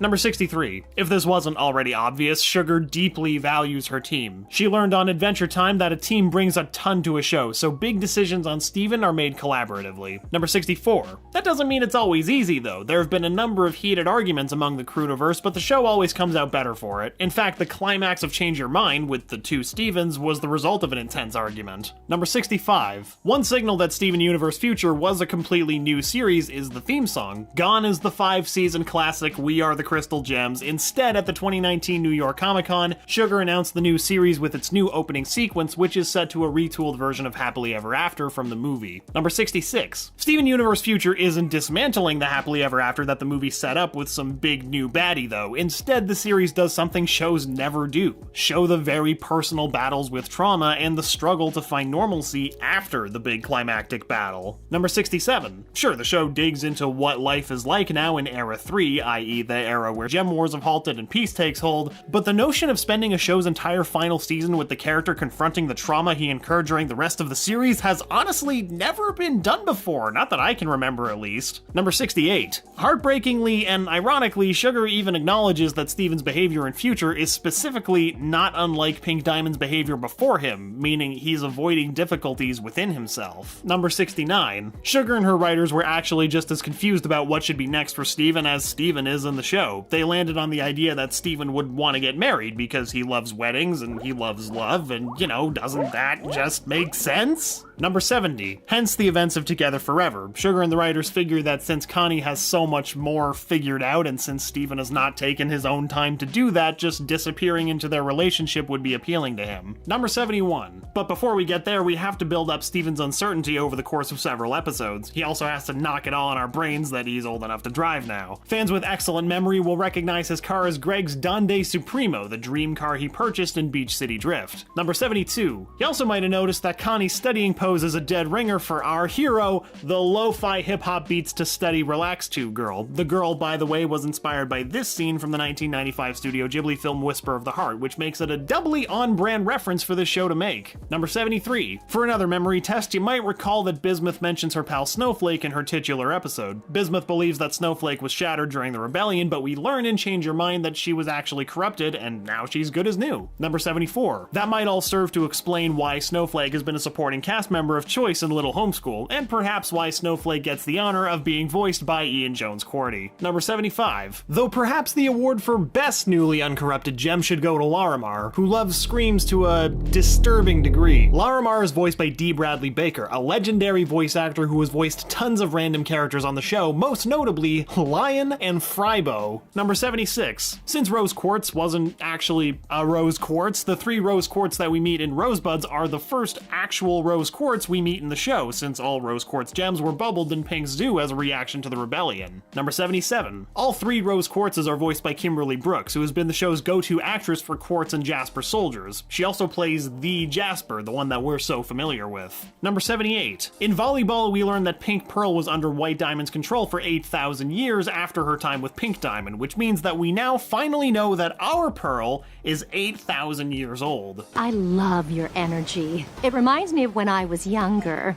I'm older than you. Number 79. The villain everyone was expecting to epically show up in the movie did eventually show up, but not quite as epically. Bluebird introduces Bluebird Azurite, the fusion of Aquamarine and Eyeball. I especially love that Aquamarine still calls Greg my dad, a callback to her debut in Season 4's Are You My Dad? Number 80. Assuming there's a large overlap of fans of Steven Universe and OKKO Let's Be Heroes, you may have noticed that Bluebird Azurite kinda sounds like Koala Princess or Miss Pastel. They're all voiced by the same actress, Larissa Gallagher. Number 81. You probably picked up on the fact that Rainbow's tidying song is a nod to Mary Poppins, but you may have missed a much more obscure bit of trivia. The blackbird outside the window is not an American blackbird, but a European blackbird, a very subtle nod to the fact that an American robin appears during a spoonful of sugar, despite the fact that the movie takes place in London. There's also a Monty Python and the Holy Grail reference to be made here if we change the blackbird to a swallow, but I'm just thinking out loud right now. Number 82. Rainbow Quartz 2.0 is voiced by Alistair James, who other than Steven Universe is probably best known for Randy Siminoff from Bones. Not counting our beloved Steven, James is the first male identifying voice actor to voice any gem, first appearing in Change Your Mind. Number 83. If you look real hard in Onion's kitchen, you can see a box labeled Revolutionary Grill Utensils, a reference to Revolutionary Girl Utena, an anime that Sugar is a very vocal fan of. I don't know why I'm groaning, it's a great show. I think I'm groaning at the pun mostly. Number 84. In Sunstone's strange... hang on. Sorry, I think the script meant to say legendary epilogue to a very special episode. They're on a set which looks similar to the one in the Dove Self-Esteem Project shorts. Unrelated, but does anyone else literally only think of Toe Jam and Earl when Sunstone is on screen, or is that just me? Number 85. Once the Fusions started joining the game of Steven Tag and Snow Day, almost everyone probably recognized that the style of those title cards is quite reminiscent of Super Smash Bros. Though why they slept on Steven Joins the Battle or some other clever wordplay that I'll come up with while editing this video, I'll never know. Number 86. Snow Day also marks the first time Pearl is shapeshifted that we know of since the events in A Single Pale Rose, where she shapeshifted into Rose to fake the shattering. Number 87. The way that Lapis assumes a giant water form in Why So Blue may be a nod to a climactic Avatar Aang battle in Avatar The Last Airbender. Regardless, you can't dispute the fact that it looks pretty rad. I know she's not supposed to be doing it, but it looks pretty rad. Number 88. Adorably, all of the pastries at Lars's new bakery, Spacetries, have space-themed puns for names. For example, you can experience the chocolate ship cookie, total eclipse of the tart, the croissant moon, or the red dwarf velvet cake. Number 89. In Little Graduation, we're introduced to Shep, who's the show's first non-binary character besides Stevani or any of the other fusions. Number 90. Shep is voiced by India Moore, an actor and model who's also non-binary. They're best known in the TV world for playing Angel in the awesome FX series Pose. Also, go watch Pose. Number 91. But yes, in case you were wondering, Cartoon Network confirmed that Stevani is intersex and non-binary and uses they/them pronouns. Number 92. Also, storyboard artist Maya Peterson revealed after the episode In Dreams that Peridot is asexual and aromantic. Her interest in Camp Pining Hearts is purely for the thrill of Camp Pining Hearts and also shipping. Sorry, Lapidot shippers. Number 93. We get a glimpse of Steven's gaming setup in Dreams, and it looks very much like he has a PS2 and DualShock 2 controllers. And the game on the right sure does look a lot like Katamari Damacy. I still really need to pick up a copy of that. Number 94. Steven's dream character, Stefan, kinda sorta actually looks like a Tanner and Fitter version of the adult form he assumed way back in Too Many Birthdays, where notably he had a t-shirt that said Beach Hunk. The teen version, in that episode, though. Had a bit, wasn't quite there yet. Number 95. A few of the people hanging out at the roller rink in Bismuth Casual are actually animated versions of the Crewniverse members. Ian Jones-Quartey, storyboard artist Lamar Abrams, and supervising director Kat Morris. Number 96. More Crewniverse cameos also happened in Guidance. Storyboard revisionists Nicole Rodriguez and Liana Nichura were seen riding Funland's Ferris wheel before things go horribly awry. Number 97. A few fans were curious as to why Ruby and Sapphire were so gung-ho about Steven proposing to Connie, yet Garnet had more measured advice. Sugar explains that Ruby is just a hopeless romantic and thinks that anything works when you enthusiastically rush in. And in Sapphire's experience, she's seen love actually alter fate, so she really thinks the proposal could work. Number 98. The explanation also involves some nitty-gritty understanding of Garnet's future vision. Sapphire can only see one track, and it only works when she's totally passive. Since Ruby is so impulsive when they come together as Garnet, Garnet can see multiple tracks that are shaped by her actions. Number 99. Steven's ridiculously cute and retroactively heartbreaking song for Connie includes lyrical nods to two other romantic songs from the series, Ruby's wedding vow to Sapphire and Reunited, and a line from Greg's magnum opus, Let Me Drive My Van Into Your Heart. Number 100. Steven's actual middle name is Quartz, but when he says his name is Steven Quartz Cutie Pie DeMeo Diamond Universe, he's referencing, in order, a joke Garnet made way back in season 1. Danger is my middle name. That's a lie. Your middle name is Cutie Pie. Greg's last name before he changed it to Universe. Andy DeMeo, Greg DeMeo, Steven DeMeo. We're the DeMeos. And the fact that his mom turned out to not be a quartz, but, well, a diamond. Number 101. Many fans have wondered exactly what's going on with Steven's glowing pinkness. Sugar points out in Growing Pains that the series says specifically that Steven is experiencing the gem equivalent of cortisol, which in humans is basically your built-in alarm system and helps fuel people's fight-or-flight instinct. Number 102. From the beginning, Sugar in the show itself has been interested in discussing mental health. Sugar has discussed how her own work in therapy has helped her process her anxiety. We see Steven dealing with similar things. The songs Stronger Than You and Here Comes a Thought are about working through anxiety in a healthy way.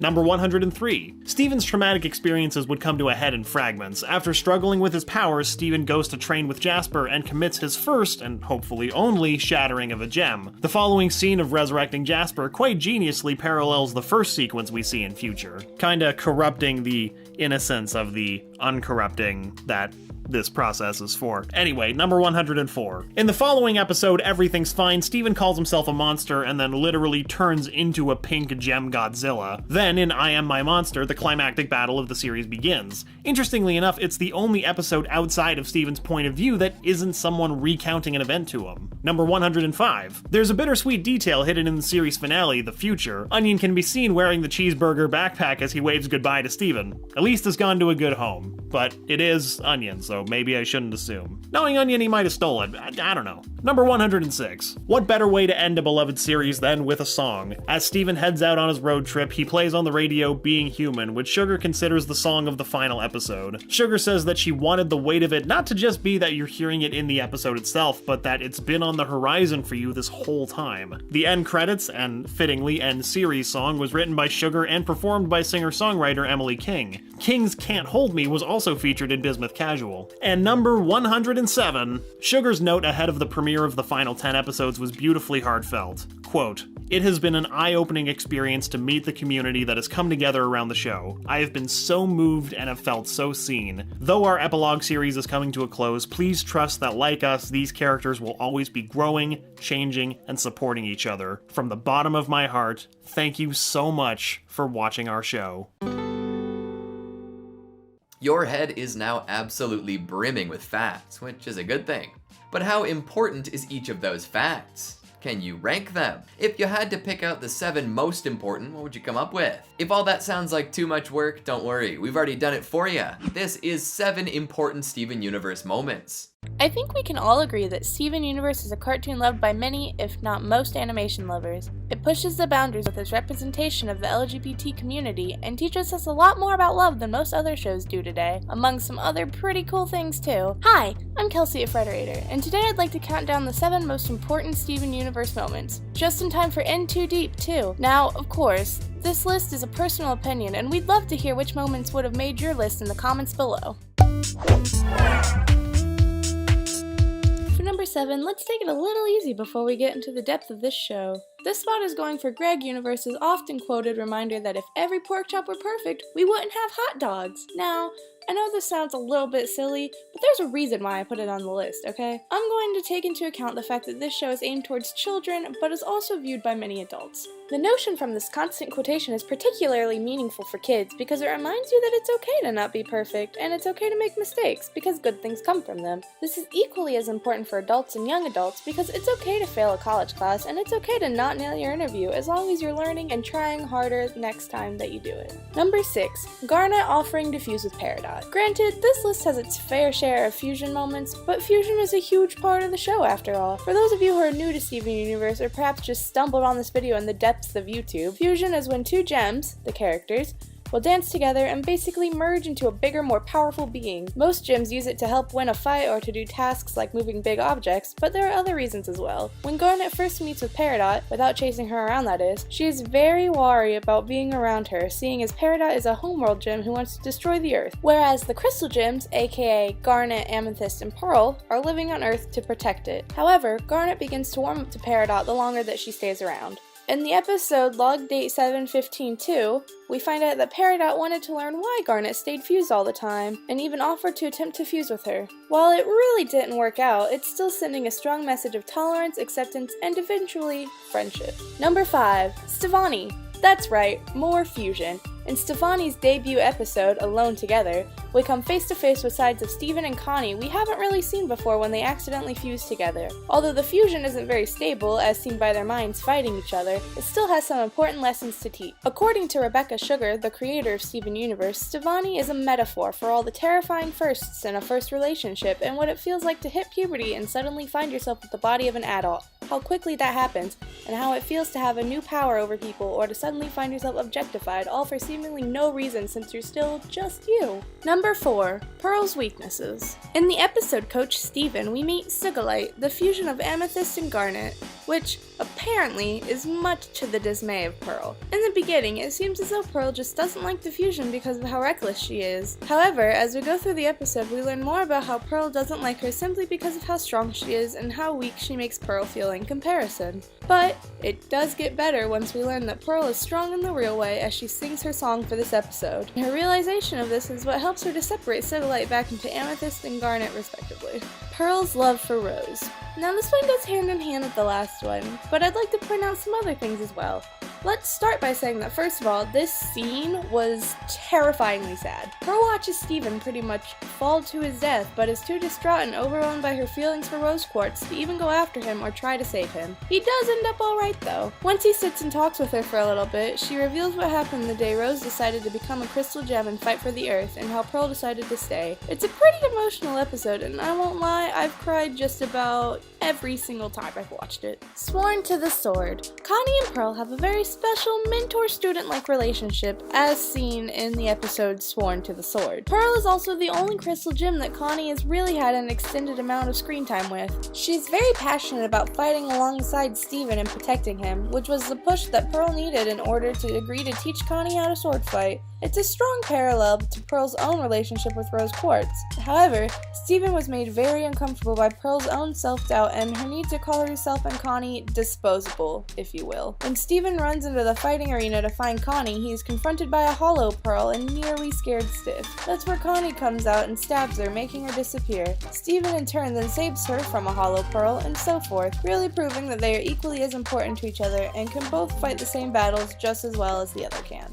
Number 1, Stronger Than You. The fight scene between Garnet and Jasper couldn't have gone without making this list. Now, in case you haven't seen the episode Jailbreak, Jasper is a homeworld gem who is hellbent on keeping Ruby and Sapphire, Garnet, apart and taking them and the other crystal gems back home so that they can be rightfully punished. She doesn't understand why Sapphire and Ruby stay fused all the time and even resorts to calling them a cheap tactic to make weak gems stronger. Sapphire and Ruby, for those of you who are unaware, are two gems who love each other so much that it pains them to be separated. This is how Garnet was made. She's actually a fusion herself. She wanted to wait to tell Steven until his birthday, but Jasper had other plans. This scene was the reason why I myself started watching the show and why I like it so much. It just shows us so much about how it's okay to love whoever you want to love and no one can stop you or your feelings. Of course, Garnet defeats Jasper in an epic singing battle montage, proving that love can prevail over anything and everything else. Kinda cheesy, but it's really nice to watch. A good cartoon will teach you a thing or two, from heartwarming moments to classic problem solving. Life lessons are the lifeblood of animated series. Steven Universe is no exception, serving up life-affirming realizations time and time again. In case you needed some guidance, we've put together a list of 13 great lessons from Steven Universe. We even got the Roundtable to help out. Cartoons and life lessons go hand in hand. Whether that be an unfortunate physics lesson from Wile E. Coyote or a heartfelt one from Finn the Human, there's something about delivering a message through animation that just seems to work. One cartoon that does it well is Steven Universe, whose lessons never feel too heavy-handed because they're just a natural part of the show. Steven Universe is full of gems, pun fully intended, that we should be teaching kids and also practicing as adults. And what better way to educate everyone than by watching a cartoon that appeals to all ages? Hi, my name is Ostrich Vox from the Roundtable with channel Frederator, and we're gonna check out some wise messages to come out of Beat City and beyond. So get ready for some inspirational music in your head, cause this is 13 lessons from Steven Universe.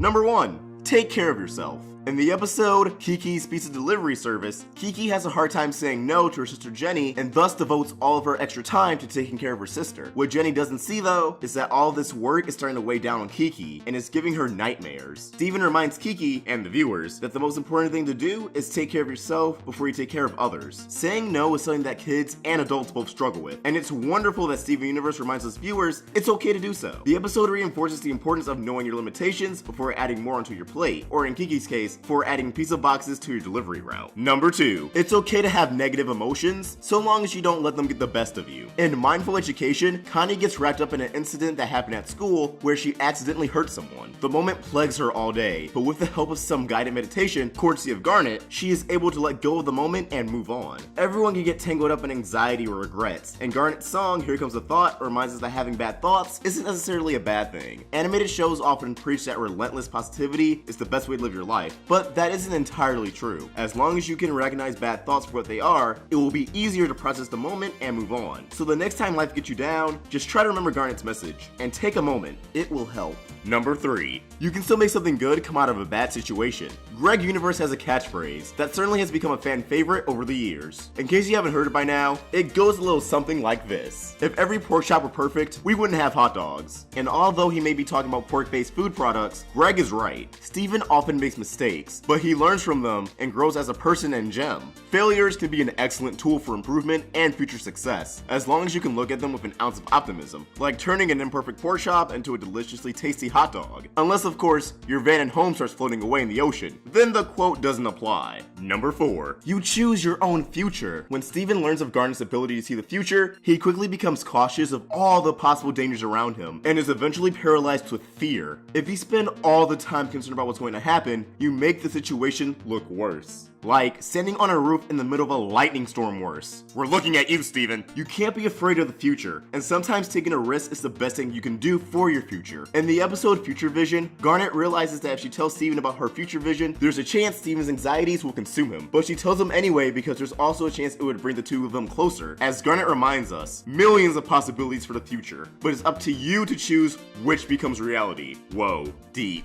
Number 5, your past does not define you. Just look at Amethyst and Pearl. In Amethyst's case, she's the run of homegrown mighty quartz warriors who were used in the war to fight. While Amethyst harbors a lot of insecurities about the role she played in being born there, she doesn't let it stop her from being a member of the Crystal Gems and fighting for what she believes in. In Pearl's case, pearls on Homeworld are created to serve high-ranking gems, usually diamonds, and Jasper often calls Steven's pearls defective for breaking the mold of Homeworld. She taught herself how to fight and refused to let her origins dictate her life. The past may develop us into who we are, but you can't let it limit you and prevent future progress. Number 6, love is love. Come on, you knew this one was coming. If there's one thing Steven Universe nails, it's the message that love comes in different shapes and sizes, and there's nothing wrong with that. Whether it's Ruby and Sapphire's relationship, Pearl and Rose's relationship, or Greg and Rose's interspecies relationship, the show is full of all types of love. In the episode The Answer, Ruby and Sapphire are left stranded on Earth, and as they spend time together, they eventually fall in love and fuse together to become Garnet. That's about it. There's no big coming out scene, there's no discussion of whether it was right or wrong, it just happens naturally, which is a fantastic way to treat these relationships, just like any other. Love Number 7, looks can be deceiving. Whether he's training centipede monsters or ignoring the Crystal Gem's advice on sketchy looking mirrors, Steven knows better than anybody to not judge a book by its cover. In Monster Buddies, Steven learns that the monstrous looking centipedal is actually quite calm and friendly, and the centipedal even saves Steven at one point in the episode. The same goes for Lapis Lazuli, who Steven saves from a mirror and later returns the favor by saving the crew from Jasper. Number 8, roll with the punches. Change is constant, so it's important to learn how to accept the changes that come your way in life. This one is a bit more subtle, but we can see it highlighted in Peridot's journey. After being stranded on Earth with Steven and Crystal Gems, Peridot must learn to accept the change in her life away from Homeworld. At first, she has a hard time with it, constantly installing the Crystal Gems and calling them quads. But over time, she learns that they're not so different from her. Once she accepts her new circumstances, her relationship with the gems changes, and she becomes friends with them and a valuable member of the team. She also realizes that Earth is beautiful and worth protecting, which allows her to understand why the Crystal Gems even bothered to save the planet in the first place. So there you have it. Change isn't always bad, and you may even find that you like your new situation better than your previous one. Number 9, being different is okay. This one both applies to Steven and Garnet. In Steven's case, he doesn't fully fit in anywhere. He's half human and half gem, and is therefore constantly being pulled between the gem world and the human world. While he can fully never be one or the other, throughout the course of the show, Steven leverages his hybrid nature to relate to both worlds at the same time. As Hannah Montana once said, he's got the best of both worlds. Sorry. As far as Garnet goes, it's pretty obvious. Fusion between different gems is taboo back on Homeworld, and because of this, Garnet is often criticized by other gems for fusing. It wasn't until she got some top-notch advice about loving herself from Rose Quartz that Garnet learned to fully embrace herself and understand that it's okay to be different. Number 10, confidence is key. Steven's always doing something fun around Beach City. Whether it's performing in talent shows or posing as a fortune-telling robot, he is confident and unafraid to be himself, and so many people in Beach City love that quality in him. In Lars and the Cool Kids, Steven acts like himself and is liked by the cool kids, while Lars has a hard time connecting because he's insecure of himself and tries to act how he thinks the cool kids want him to. It's also worth mentioning, as seen in the house guest, that Steven's healing powers don't work when he loses his self-confidence. So, believe in yourself, and maybe your spit will become magical too. Or at least you'll be happier, which is also pretty magical. Number 11, you don't have to do everything on your own. Due to the circumstances of Steven's birth, Greg was left to raise Steven alone. It wasn't until he ran into issues involving Steven's gem side, which he calls magical stuff, that he realized he wasn't cut out to do it solo, and asked the gems for help. Greg is there when Steven needs some human guidance, but Greg also knows that Steven is only half human, and that he can't teach him about his gem half. The gems are great mentors when it comes to teaching Steven about his powers, and to protecting him, but they don't know the first thing about being human. Greg and the Crystal Gems know when to pass the baton to the other side for help in raising Steven, which is the best thing they can do for him and themselves. Number 12, don't let others tell you how to feel. In Tiger Millionaire, Steven gets depressed after Mr. Smiley calls him the cruelest creature on the planet, and some members of Beat City agree. He's down in the dumps all day until Amethyst gives him some pretty amazing advice. She tells Steven that only he should control his emotions. Pretty much everyone knows how it feels to get caught up in something someone else said about them. But as Amethyst so brilliantly says, those are just words people use to describe how they feel about you. Someone else's feelings about you don't have to be how you feel about yourself. Music to my soul.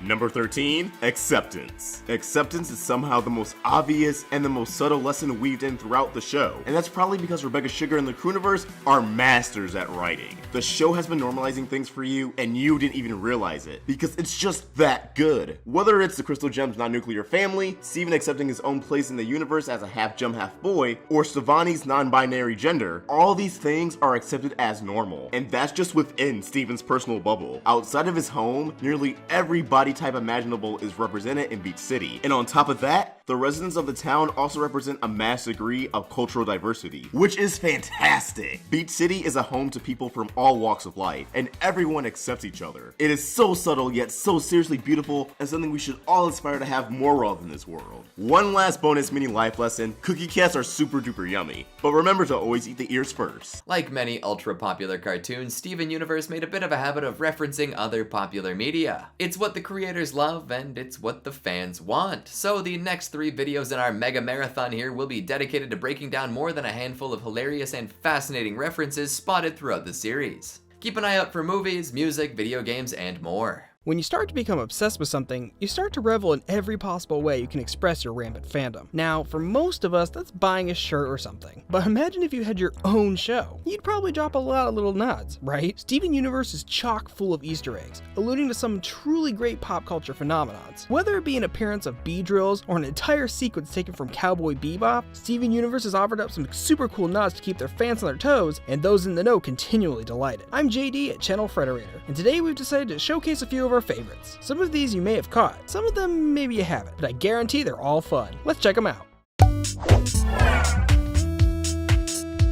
Regular show. In the episode Cat Fingers, Amethyst shapeshifts into a blue jay and throws out a strangely familiar one-liner. Chill it, dude. It feels like a none too subtle reference to Regular Show's spunky avian Mordecai. Furthermore, Kat Morris and Hilary Florido, who co-wrote the episode, previously worked on Regular Show, just in case there was any doubt about the intent of Amethyst's transformation. Gunter, stuffed animal. Who doesn't love Adventure Time? It's no secret that we're fans, and apparently the characters of Steven Universe are too. Those with keen eyes may have spotted a stuffed animal of Gunter, everyone's favorite denizen of the Ice Kingdom, in Sadie's bedroom. Sorry, Ice King. The little Gunter is prominently seen in the episode Sadie's Song, but we like to believe he's always there to keep her company, because that's just what Gunter does. You know, when he's not turning into a monster or trying to take over the known universe. Steven's toys. Not to be outdone by Sadie's adorable little Gunter, Steven himself has several toys that serve as nods to popular characters from other franchises. In the episode Future Vision, we get a glimpse of Steven's collection, and spy figures that resemble Yoshi, Cloud from Final Fantasy VII, a Furby, and some Transformers. It seems like Steven has some pretty good taste. I wonder if in an alternate reality, Optimus Prime has a Steven Universe action figure, though something tells me Optimus is more of a Garnet kind of guy.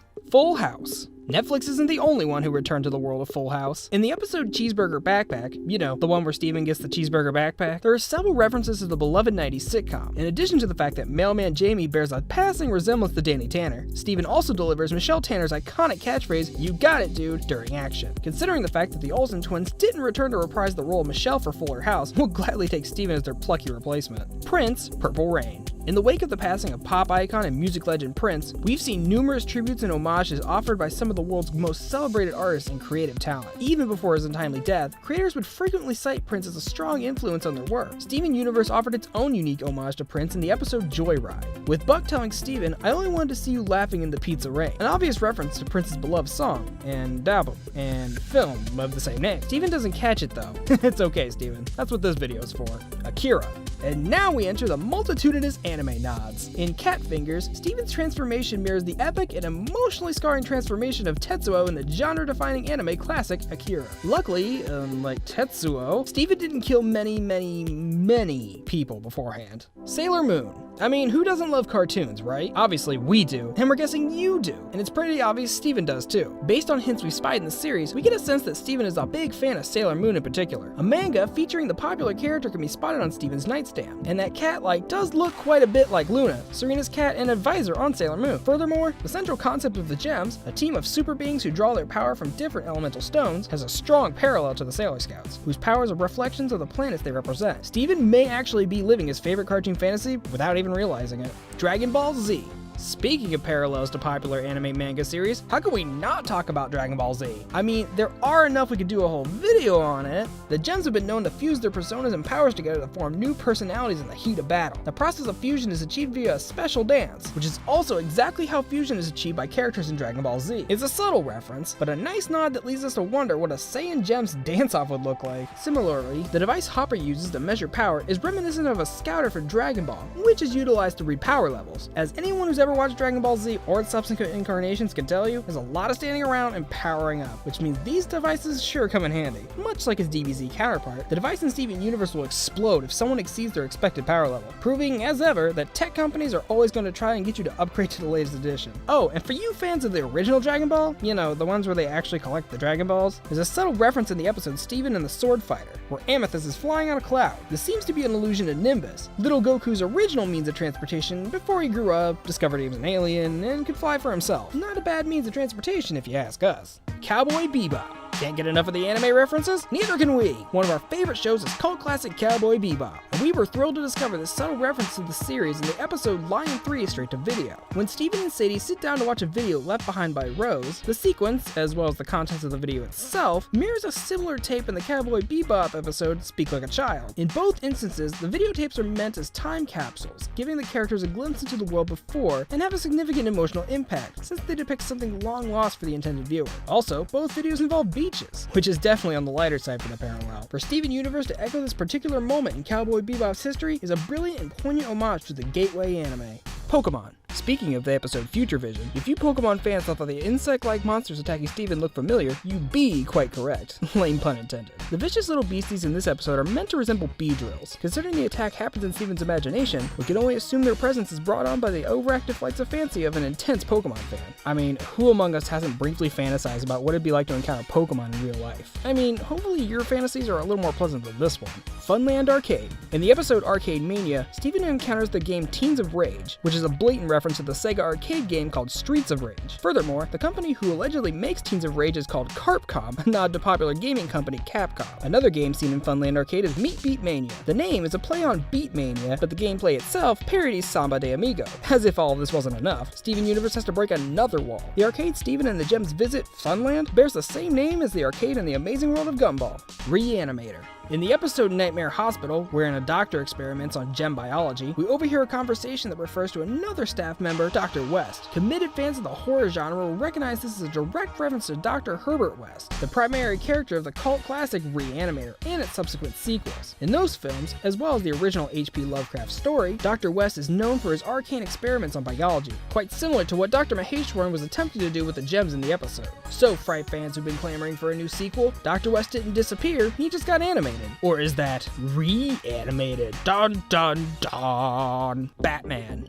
In the episode Lion 2 the movie, we get the debut of the giant penny, an object from Rose's secret armory. The penny, as well as the cave in which it's found, is a reference to another popular cave dweller, Batman, of course. A giant penny was a fixture of the Batcave in the comics, as well as a staple set piece in Batman the Animated Series. Reduced to a mere conversation piece in the modern era, the penny was actually a trophy scored by Batman following the defeat of a lesser-known villain called the Penny Plunderer. Though the Penny Plunderer didn't quite make his mark on Batman's rogue gallery the way that Joker or the Riddler have, his brief encounter with the Cape Crusader left us with one of the Batcave's most identifiable landmarks. Maybe Rose has had a brush with him too. Full Metal Alchemist. In the episode Gem Drill, the scenes focusing on the cluster bear a resemblance to the souls in the Philosopher's Stone from Full Metal Alchemist Brotherhood. The way Steven deals with the situation, by having many parts of the cluster become friends and get to know each other, is similar to how Van Hohenheim from Full Metal decided to cope with his status as a living Philosopher's Stone. If it's any correlation between the two beyond the Easter egg itself, it's the tears we've shed for both scenes. By now, you've probably realized Steven Universe is full of Easter eggs and references to other great works. After all, this is our third video about them. Hi, I'm Box from the Roundtable with channel Frederator, and today we're here to check out part 3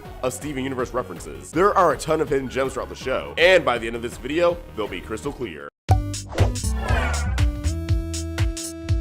DuckTales. We are the Crystal Gems, woohoo! In Onion Trade, Steven and the Gems find themselves caught in a sea of Dave Guy toys. All hope appears to be lost until Steven suggests they act like a rich duck to escape. This is a blatant nod to everyone's favorite rich duck, Scrooge. In case you missed out on DuckTales, the super wealthy Scrooge McDuck has a habit of diving headfirst into his gold vault and swimming around in his money. There's something special about watching a cartoon from today reference a cartoon we watched growing up. But enough of my nostalgic emotional rambling. Next time you find yourself in a sticky situation, just ask yourself, WWSMDD, what would Scrooge McDuck do? Because who doesn't want to be more like Scrooge McDuck? OKKO, let's be heroes. This one should come as no surprise. OKKO was created by Ian Jones-Cordy, who served as a writer, storyboard artist, and supervising director on Steven Universe, before ultimately creating his own show on Cartoon Network. In Arcade Mania, in the background, we can see an arcade game that just so happens to share the same name as Jones-Cordy's pilot episode, Lakewood Plaza Turbo. Ultimately, Lakewood Plaza Turbo was renamed to OKKO, Let's Be Heroes, when it received the green light from Cartoon Network. The last episode Jones-Cordy worked on was Sworn to the Sword, but that didn't stop the Steven crew from giving him a special and updated shout out in Future Boys Ultron, where we can see that Mr. Smiley has upgraded his Lakewood Plaza Turbo game to OKKO, Let's Be Heroes, Attack the Light. Speaking of Future Boys Ultron, later on in the episode, we also get a quick glimpse of another new game in the Funland arcade, Attack the Light. Call it a hunch because the names are just slightly similar, but I'm willing willing to bet that this is a reference to the 2015 video game, Steven Universe Attack the Light. Okay, this is very much an explicit reference to the Steven Universe game. I wonder if Steven has ever played his own game, though I can imagine that would be a little weird. We know Mr. Smiley keeps the arcade updated, and I hope he does so later on this year when the game's sequel, Save the Light, is released. PSA for Steven Universe fans out there, if you have a smartphone and haven't played Attack the Light yet, you should definitely do so. It'll probably finish by the time we're done here, so you can keep the Steven content going. Steven Universe pilot. Alrighty, so we know the Steven Universe crew are fans of DuckTales, Dragon Ball Z, OKKO, Full House, Regular Show, etc, etc. Like I said before, this is the third video we've done on references, so there's already a ton of stuff we covered. It's wonderful to have a crew of such diverse fandoms, but there is one show in particular that everyone on the crew seems to love. Have you guessed yet? It's Steven Universe. Yes, Steven Universe has reached meta level references, and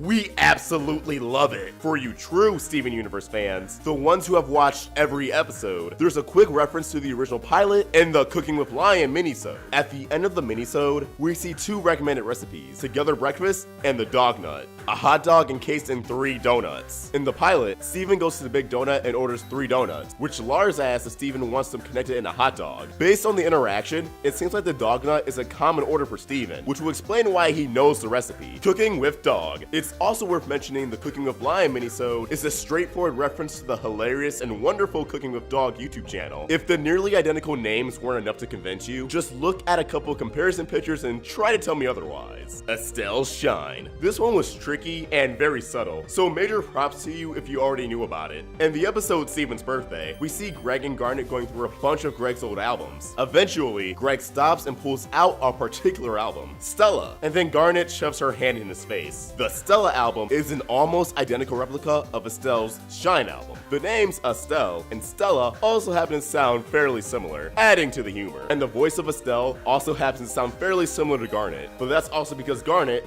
is voiced by Estelle. So now that you know the full story behind it, it's extra funny to watch Garnet push Greg away when he suggests they listen to the Stella album. Made the joke funnier by explaining it. You're welcome. Bagel Bites. You may be wondering, is referencing a brand song from a commercial a reference worthy of mentioning in this video? To which we say, yes, of course it is. Have you heard the Bagel Bites jingle from 1996? I can't be the only person who thinks it's an absolute jam. In Restaurant Wars, Steven whips up a pizza bagel for coffee, and after just one bite, Coffee drops a pizza bagel and references the Bagel Bites song. The actual line is pizza in the morning, pizza in the evening, pizza at supper time. When pizza's on a bagel, you can eat pizza anytime. Coffee says a slight variant of the end of the song, and with pizza on a bagel, you can eat pizza anytime. And now I want pizza bagels. This isn't a sponsored video or anything. They're just delicious. Super Mario Bros. Attack the Light isn't the only video game that receives a cheeky wink from Steven Universe. That's right, Nintendo's favorite, former plumber, is everywhere. He's in your pipes, he's in your carts, he's in your animated TV shows. Super Mario references are sprinkles on the donut of Steven Universe, in every nook and cranny. Peep that super mushroom sitting in Greg's storage unit in Laser Light Cannon, and the Yoshi-like lizard toy on Steven's floor in Future Vision. And how could we forget Greg the Babysitter? The game he plays is called Potato Bros, a strong callback to another pair of video game brothers. But our favorite reference is a deep dive. Remember Sugalite? The super swole, flail-wielding fusion of Amethyst and Garnet? Her glasses did seem familiar, maybe because they're just like Roy Koopa's. Sugalite's strong stature, brash personality, and 6 shades bring to mind the classic Super Mario Bros. Villain. And that's not the only fashion overlap. I can think of 2 protagonists who both wear red shirts. Animal Crossing. So there are a ton of Animal Crossing references sprinkled throughout Steven Universe. If you haven't noticed any yet, don't rush off to make an appointment with your eye doctor. Your vision is fine. They're all fairly subtle, usually appearing somewhere off in the background props. In multiple episodes, we can see a poster featuring KK Slider and Greg Universe's van. And Reformed, we get a glimpse of Amethyst's room, where we can see a gyroid and a pile of junk. And last, but certainly not least, in the episode Bismuth, Steven has a game box on his floor that features a near identical box art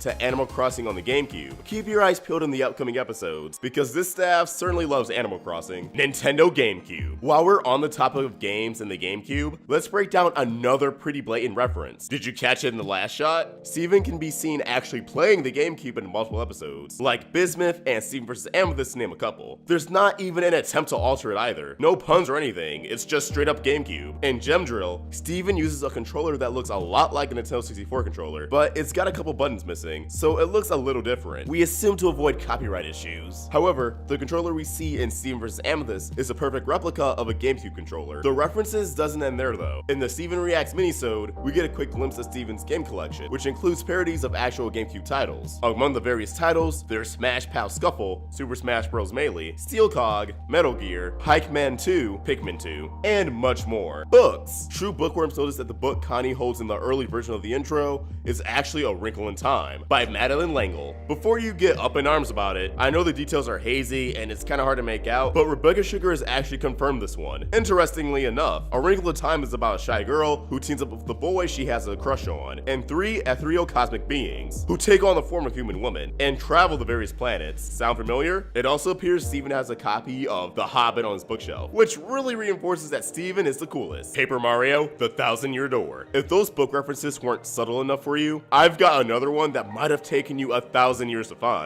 And yes, another Mario one. In the episode Lion 4, Alternate Ending, we catch a glimpse of Rose's landfill. The storage area is full of all different trinkets and knickknacks, but one thing in particular stands out. Half buried in the ground next to a pile of junk is a red book with a star on the front. After some time digging, it turns out this book is a reference to the book that players first see in the intro to Paper Mario, The 1,000-Year Door. Keen eyes and non-believers may notice that the book in the ground doesn't have eyes on it like the one for Paper Mario, but the layout artist admitted specifically to using the Paper Mario book as a reference.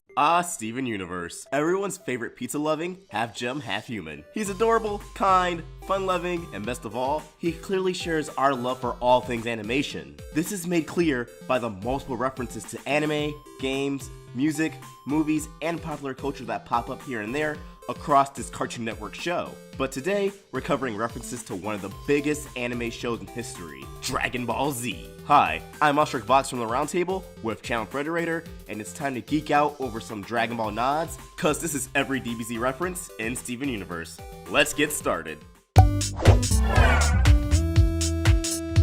Number 1, Yamcha's death scene. Who can forget Yamcha's infamous death scene? Once it was shown, it quickly became a popular internet meme. In the 23rd episode of Dragon Ball Z, Yamcha attempts to fight a powerful alien named Nappa, only to be defeated with his body planted face first into a crater.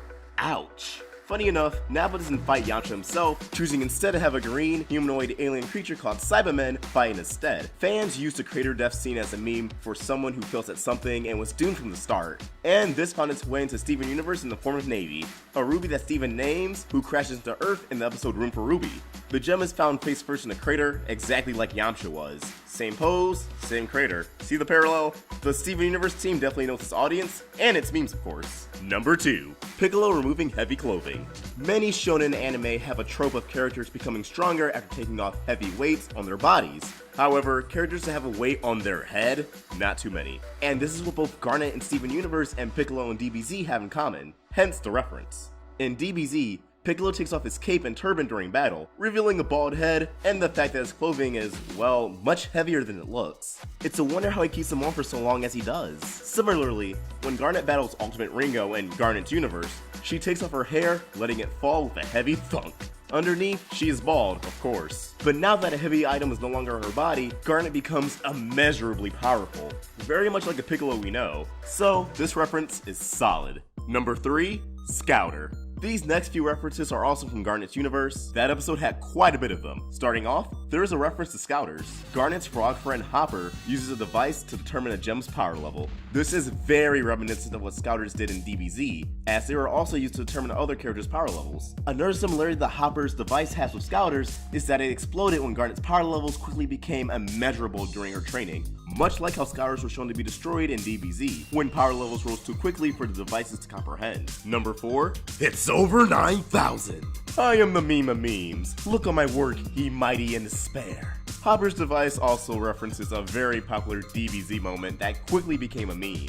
When she measures Garnet's power levels during training, Hopper notes them starting from 10. When the gem's power level starts to increase in 1,000 increments, the device goes from 7,000 to 8,000, skips 9,000, and jumps straight to 10,000 and infinity before exploding. Looks like the Steven Universe team barely avoided the "it's over 9,000" meme here. Just barely. But hey, now we know that Garnet's power level really is over 9,000. Number 5, Super Saiyan. The way Garnet reaches her most powerful form during her fight with Ultimate Ringo is similar to what happens to the characters in Dragon Ball Z after they become Super Saiyan. Like it did for Garnet in her Super Strong mode, a Super Saiyan's hair gets much bigger. In addition, the conditions for reaching this form are also similar. In DBZ, becoming a Super Saiyan stems from the need rather than desire. From what was shown in earlier episodes of the anime series, characters need to be in a state of desperation in order to gain the transformation. In addition, the requirements to having it are high power level, calm heart, a sense of danger, and a strong emotional state of anger or sadness.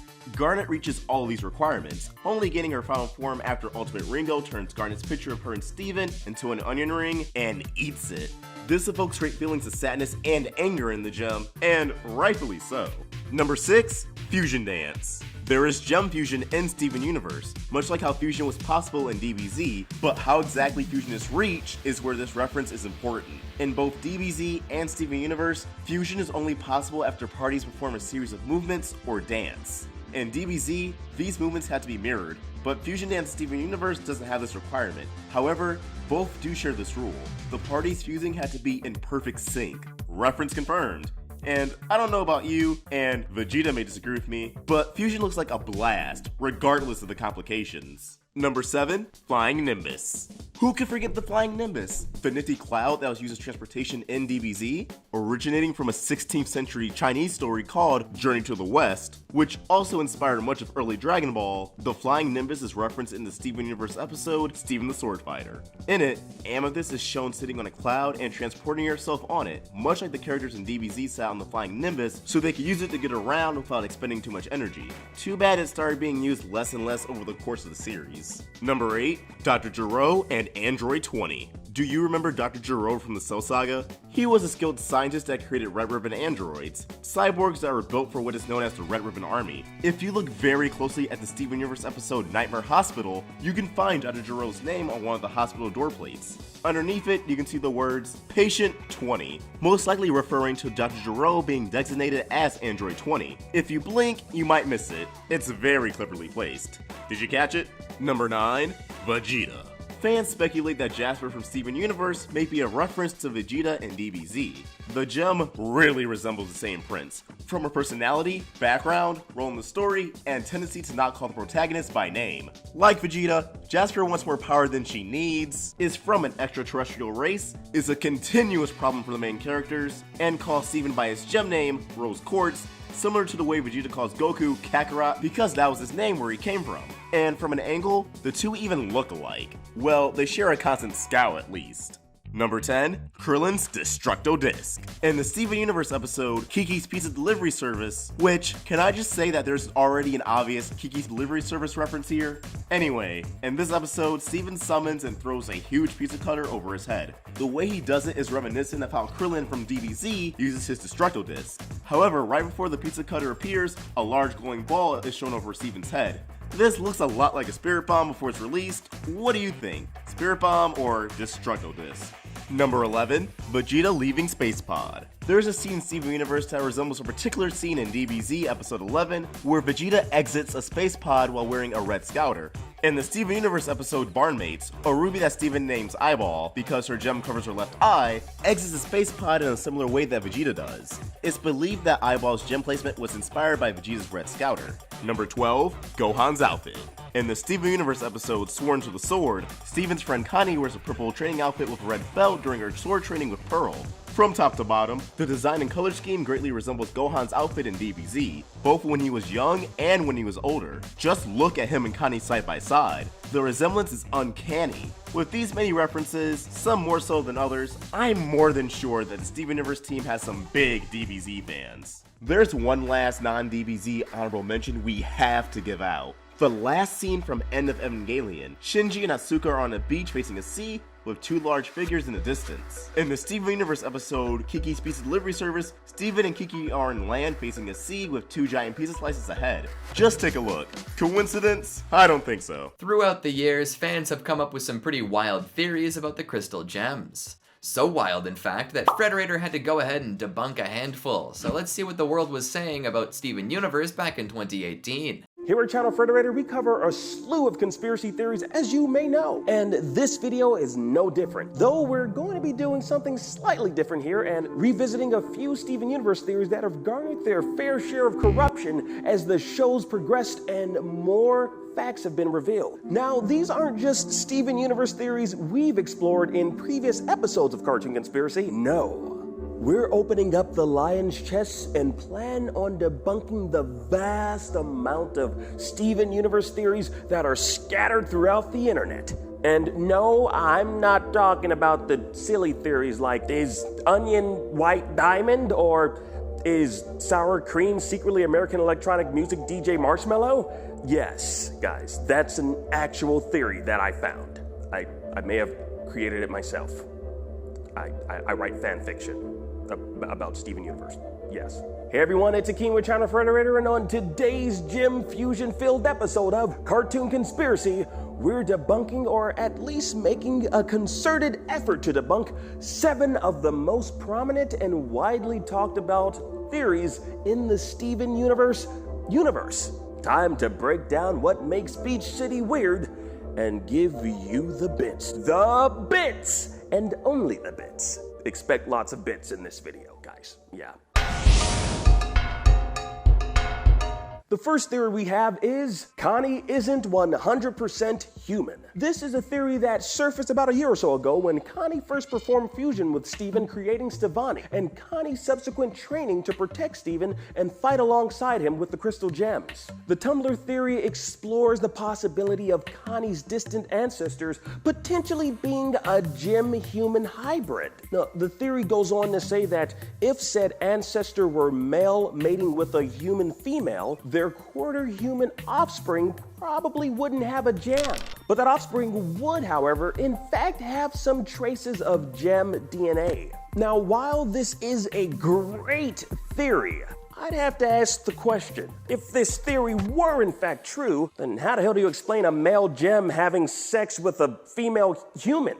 I don't want to go into a long explanation about the birds and the bees here. For the sake of a children's show, let's just say it's easier to explain the process if it's a female gem and a male human. I mean, since gems are in fact made of light, it can simply be explained that the female gem gives birth, and since her and her hybrid child shared a singular gemstone and cannot exist in the same time and place, well, she simply ceased to exist, and thus, a manner of speaking, becomes her child, i.e. Steven. Not to mention, there's no actual gem DNA that exists. They're made of light, for crying out loud. So it would be kind of Kim possible, yes, Kim possible, for a being made of pure light to impregnate a human woman.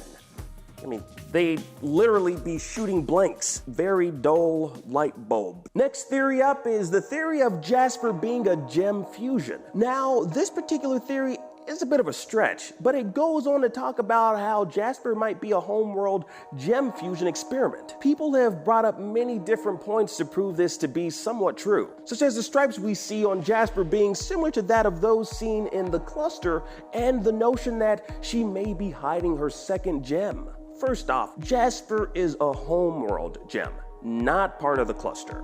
Let's get that right. Now, Jasper's stripes are a mere representation of the demarcations found on any Jasper gemstone. So there, ha!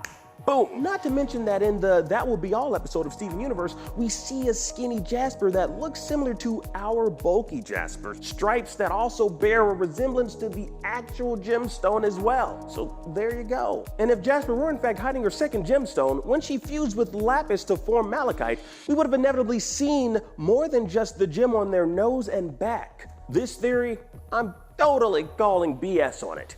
In fact, we kind of did already when we explored this very theory in depth years ago. Now let's take a look at a more recent theory that emerged from the latest episode, Jungle Moon. Connie was seen staring at Captain Lars alongside Steven, but if you look closely within her eyes, you may have seen diamonds. And of course, later in the episode, we saw Connie's mother was depicted as Yellow Diamond, and Connie, as the gem fusion between herself and Stevonnie, were depicted as Pink Diamond. Now, some have taken to the notion that this may be some sort of foreshadowing that perhaps Connie's family lineage is potentially connected to the Diamond Authority, specifically Pink Diamond.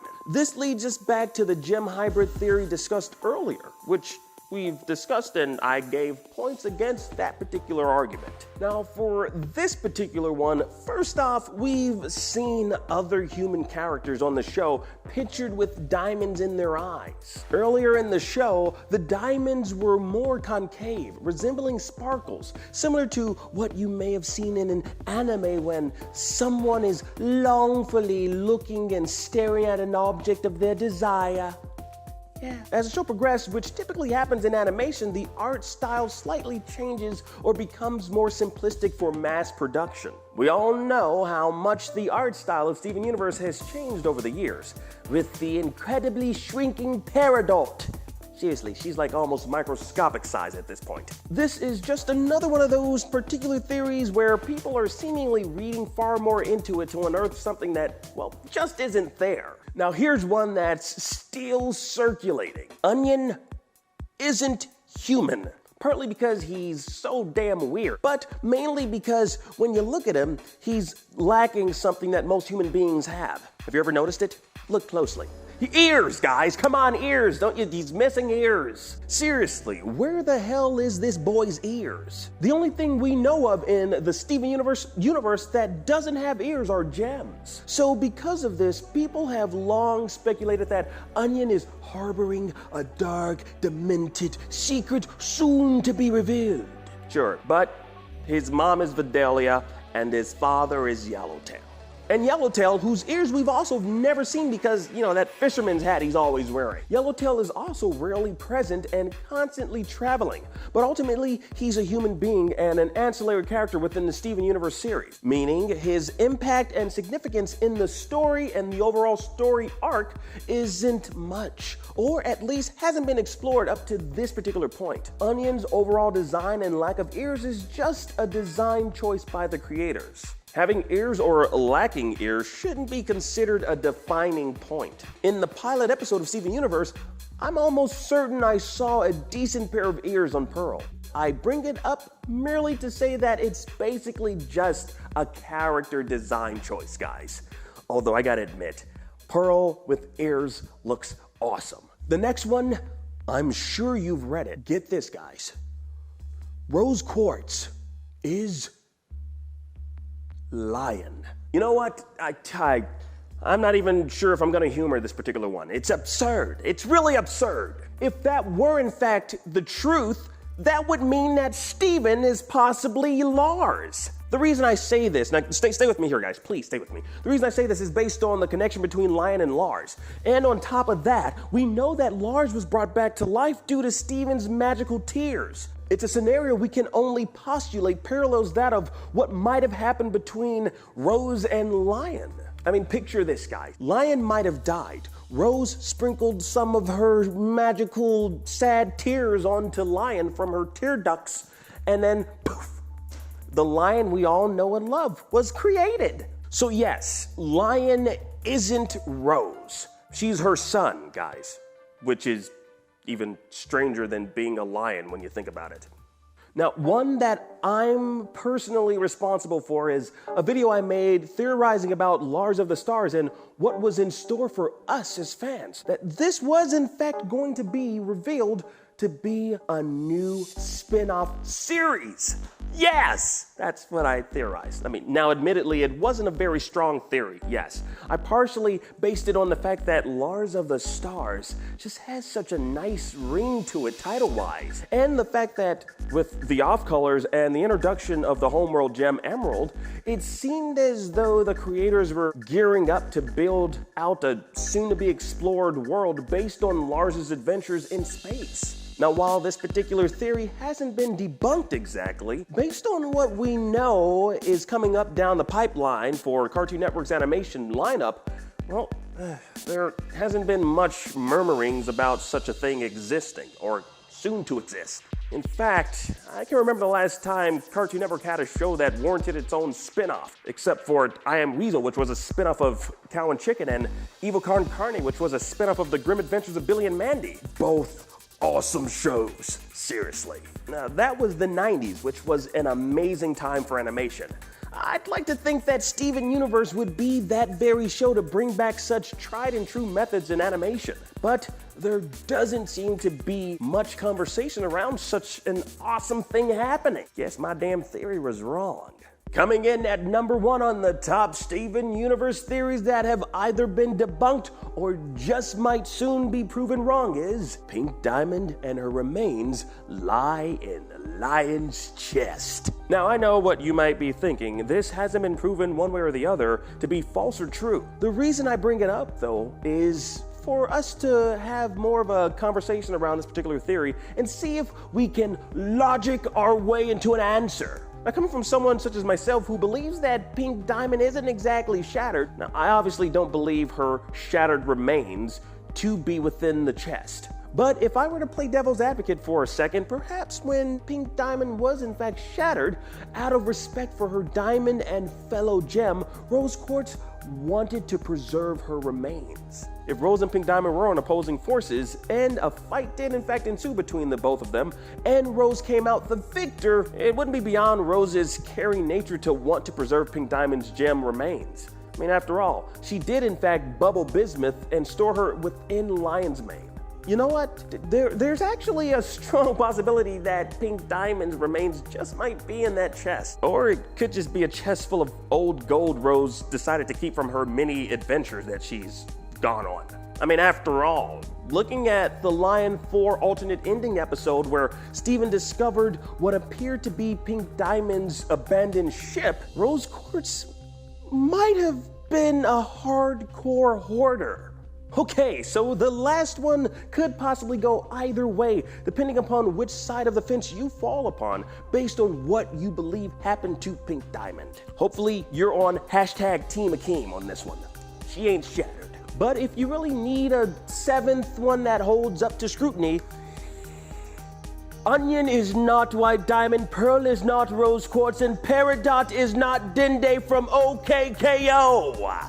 Although yes, I believe they talk in a sometimes monotonous manner and have an affinity for technology. Okay, even though Steven is a pretty nice guy, there are some questionable things that go on during the show. So questionable in fact that we've come up with a half dozen reasons that Steven would probably end up in jail. Yeah, get ready for 7 Steven Universe episodes that would get him locked up, again featuring the Roundtable. What if I were to tell you that the friendly, pizza-loving half-gem Steven Universe could legally be placed behind bars? While he is far from being a traditional villain like Jafar, Scar, or Darth Vader, the crimes that Steven has committed so far is enough to get him into trouble with the law. Hi, I'm Ostrich Fox from the Roundtable with Channel Frederator, and today we're checking out where exactly Steven went wrong, and 7 things that Steven Universe could get locked up for. Here we go! Let's start with a less serious crime like breaking and entering. No one wants to have their home broken into, but what if you're breaking into your own home while being someone else? Now that's a conundrum. A law like that may not exist in real life, but in the episode The New Lars, Steven does break into his own home while in Lars' body, so this still may count against them. After Steven and Sadie realize that he and Lars have swapped bodies, the two immediately run to Steven's house. Steven, Lars, and Sadie break the door down, and the two enter the home. They force Steven, Lars, awake and return Steven and Lars back to normal. Lars' parents watch from distance and see their son break into Steven's house, but are unsurprised when they see the teens committing the crime, saying, "We've been ready for this day." Another instance of Steven breaking and entering can be seen in Nightmare Hospital. Steven and Connie sneak into a hospital to retrieve Rose's sword from Connie's mom. The two break in after visiting hours are over, and unauthorized individuals are not allowed to see patients. So what do Steven and Connie do? They go to the patient's room anyway. Luckily, Connie's mom found them, but if it had been anyone else, they definitely would have gotten in trouble, especially since they broke into the hospital to steal back a weapon. Compared to the other crimes that Steven committed on this list, breaking and entering is pretty tame, since it's considered a misdemeanor rather than a serious felony. So Steven, Sadie, and Connie could probably get away with a good scolding. However, Steven Lars slapping Lars Steven awake, as well as Connie and Steven's intentions of stealing, could make the misdemeanor a felony. But Lars Steven wasn't injured enough for the crime to be considered so, and Steven and Connie were eventually allowed to retrieve the sword, so it all worked out. Now, since Steven Universe's state, wait, Delmarva is based on the real live East Coast of the United States, mainly Maryland. We'll take Maryland's criminal laws into account to determine Steven's punishments from here on out. Anyone familiar with Steven Universe will know Lion, Steven's pink large lion with mysterious powers. Thankfully, the citizens of Beat City never express outright fear when meeting Lion for the first time, but that doesn't excuse the fact Steven's possession of Lion as a pet, as harmless and adorable as he is a crime. Reactions to Lion vary, but some people are doubtful. When Lion is first introduced in the episode Steven's Lion, Pearl is immediately suspicious and readies to attack, not believing Steven's claim that Lion is tame. When Connie is introduced to Lion in Lion 2 the movie, she isn't afraid of him, but rather skeptical, asking Steven, "You have a pet lion?" Because, I mean, let's face it, owning a lion is pretty odd, and for good reason. It's illegal. In the United States, it's prohibited to sell, trade, barter, possess, breed, or exchange a member of the cat family other than the domestic cat. Yes, Delmarva doesn't truly exist in the real world, but it's based on the East Coast. If we take this into account, Steven would be fined up to $1,000. The only way he would be allowed to own Lion would be if he had a permit or license issued by the Department of Natural Resources, and sad to say, the boy doesn't have either. Everyone knows that underage driving is illegal. Even Connie says it in the episode Beat City Drift. But we're kids. Kids can't drive. It's against the law. Right on, Connie. She and Steven come up with a way to circumvent the law, but what they don't understand is that they were still committing a crime. In order to beat Kevin at his game, Steven and Connie fuse into Stefani and use Greg's car to race the teen. Sure, Steven's suggesting that the true drive of Stefani could have worked, since the fusion looks more adult, but he doesn't consider the fact that neither of them have a driver's license, let alone formal driving training or insurance. Even if one of them had a learner's permit, it still would be legal to drive without first being accompanied by a qualified, supervising driver that's 21 years or older. So with Stefani being a fusion and not really knowing how to drive, Connie and Steven could have seriously hurt themselves or others. If anything were to happen to Greg's car, or to anyone around them, and they failed to show a valid license, then their punishment would escalate. So what would have happened to Steven and Connie if they had been caught by the police? They would both be facing fines of no more than $500, and the disapproval of their parents. Come to think of it, how did the two kids ever learn to drive well enough to challenge a licensed driver in a race? Let's not dwell too much on that. Not only did Steven and Connie drive without a license, but they also probably stole the car from Greg, because knowing the caring father, he would not have allowed the two kids to do something so dangerous, especially with his new car. When Steven and Connie arrive at the car race, they show up with Greg's car, dad on board sticker and all. There is no mention anywhere at any time they had gotten permission to use the car. What's more, the car was used in a dangerous manner that could have damaged it. I mean, Stefani drifted the car around a windy road. Their actions count as auto theft, and though Greg would never press charges, if he did, it's a crime that could be punishable with a fine of up to $5,000 and a maximum of 5 years in prison. In Steven and Connie's defense, they probably returned Greg's car and it was intact, but the fact remains that they knowingly took the car without permission. Surprisingly, this happens a lot in real life, and auto theft can be committed by members of the same household. So as a reminder to all of us, remember to lock your car, and if you're the borrower, just ask for permission. As space travel is an international subject of interest, some rules have been set in place before anything can be done in space, except if you just want to launch something to the moon. You don't really need permission for that, but for anything else, there are some rules you need to follow. Rules that I'm sure Steven hasn't. So what are these rules? There are a number of global treaties that were made, but the one we will focus on is the 1967 Outer Space Treaty. It locks down some key principles that govern international space law, including 1. The exploration and use of outer space shall be carried out for the benefit and in the interest of all countries, and shall be the province of all mankind. 2. The moon and other celestial bodies shall be used exclusively for peaceful purposes. 3. States shall be responsible for national space activities, whether carried out by governmental or non-governmental entities. And 4. States shall be liable for damage caused by their space objects. Taking a look at the many adventures that Steven has had in space, from heists to fights, and experiencing light distortion, we can see that he follows some of the rules, but not others. Steven goes to space for the good of his family and the good of all humanity. This meets the requirement that space exploration should be for the good of mankind. However, Steven's space adventures often end up in conflict with other gems, or result in gems being abandoned in space, such as when Steven forced the eyeball out of his bubble, when the two were floating around and the episode bubbled. That doesn't sound like a peaceful activity. The government might also take action reaction due to Steven's adventures and any potential damage done in space. But what's probably most important of all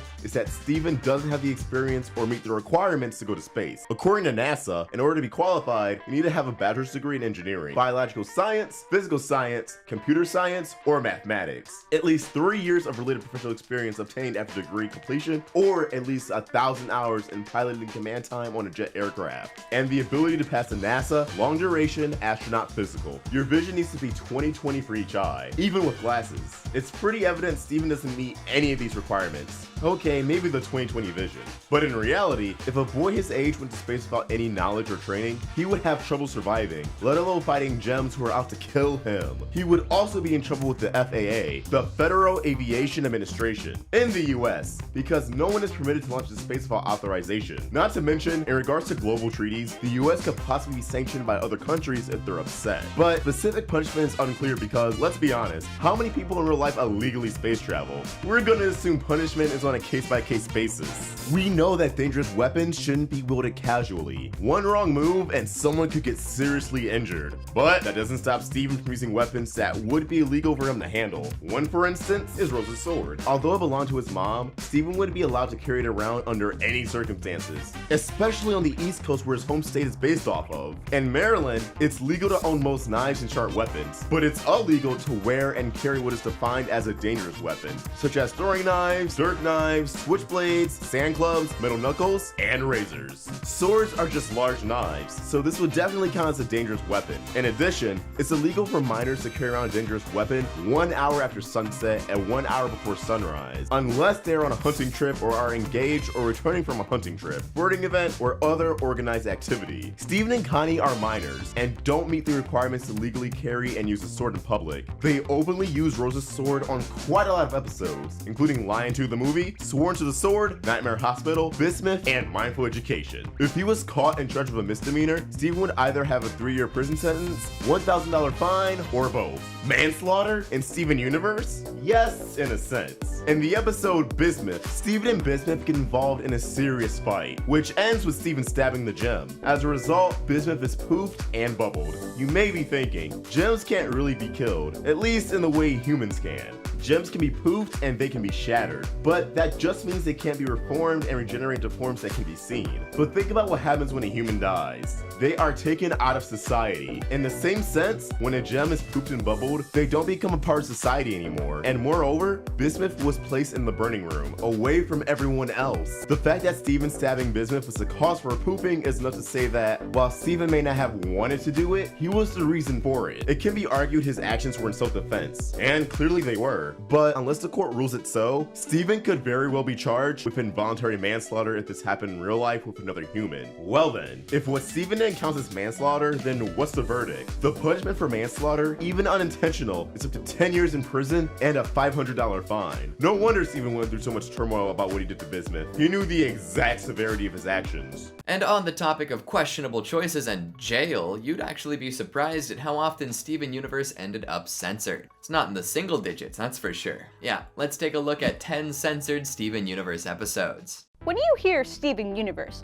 you probably think of crystal gems, friendship, donuts, space travel, awesome original songs, cool fight scenes, or your favorite relationship, Steven and Connie forever. But mature content? This is a kids show. Well, it turns out that scenes that fly on Cartoon Network in the US sometimes turn heads in other countries. What's up guys, this is Alyssa with channel Frederator, and today we're checking out censored moments in Steven Universe. Here are some surprisingly controversial adventures that went down in Beach City.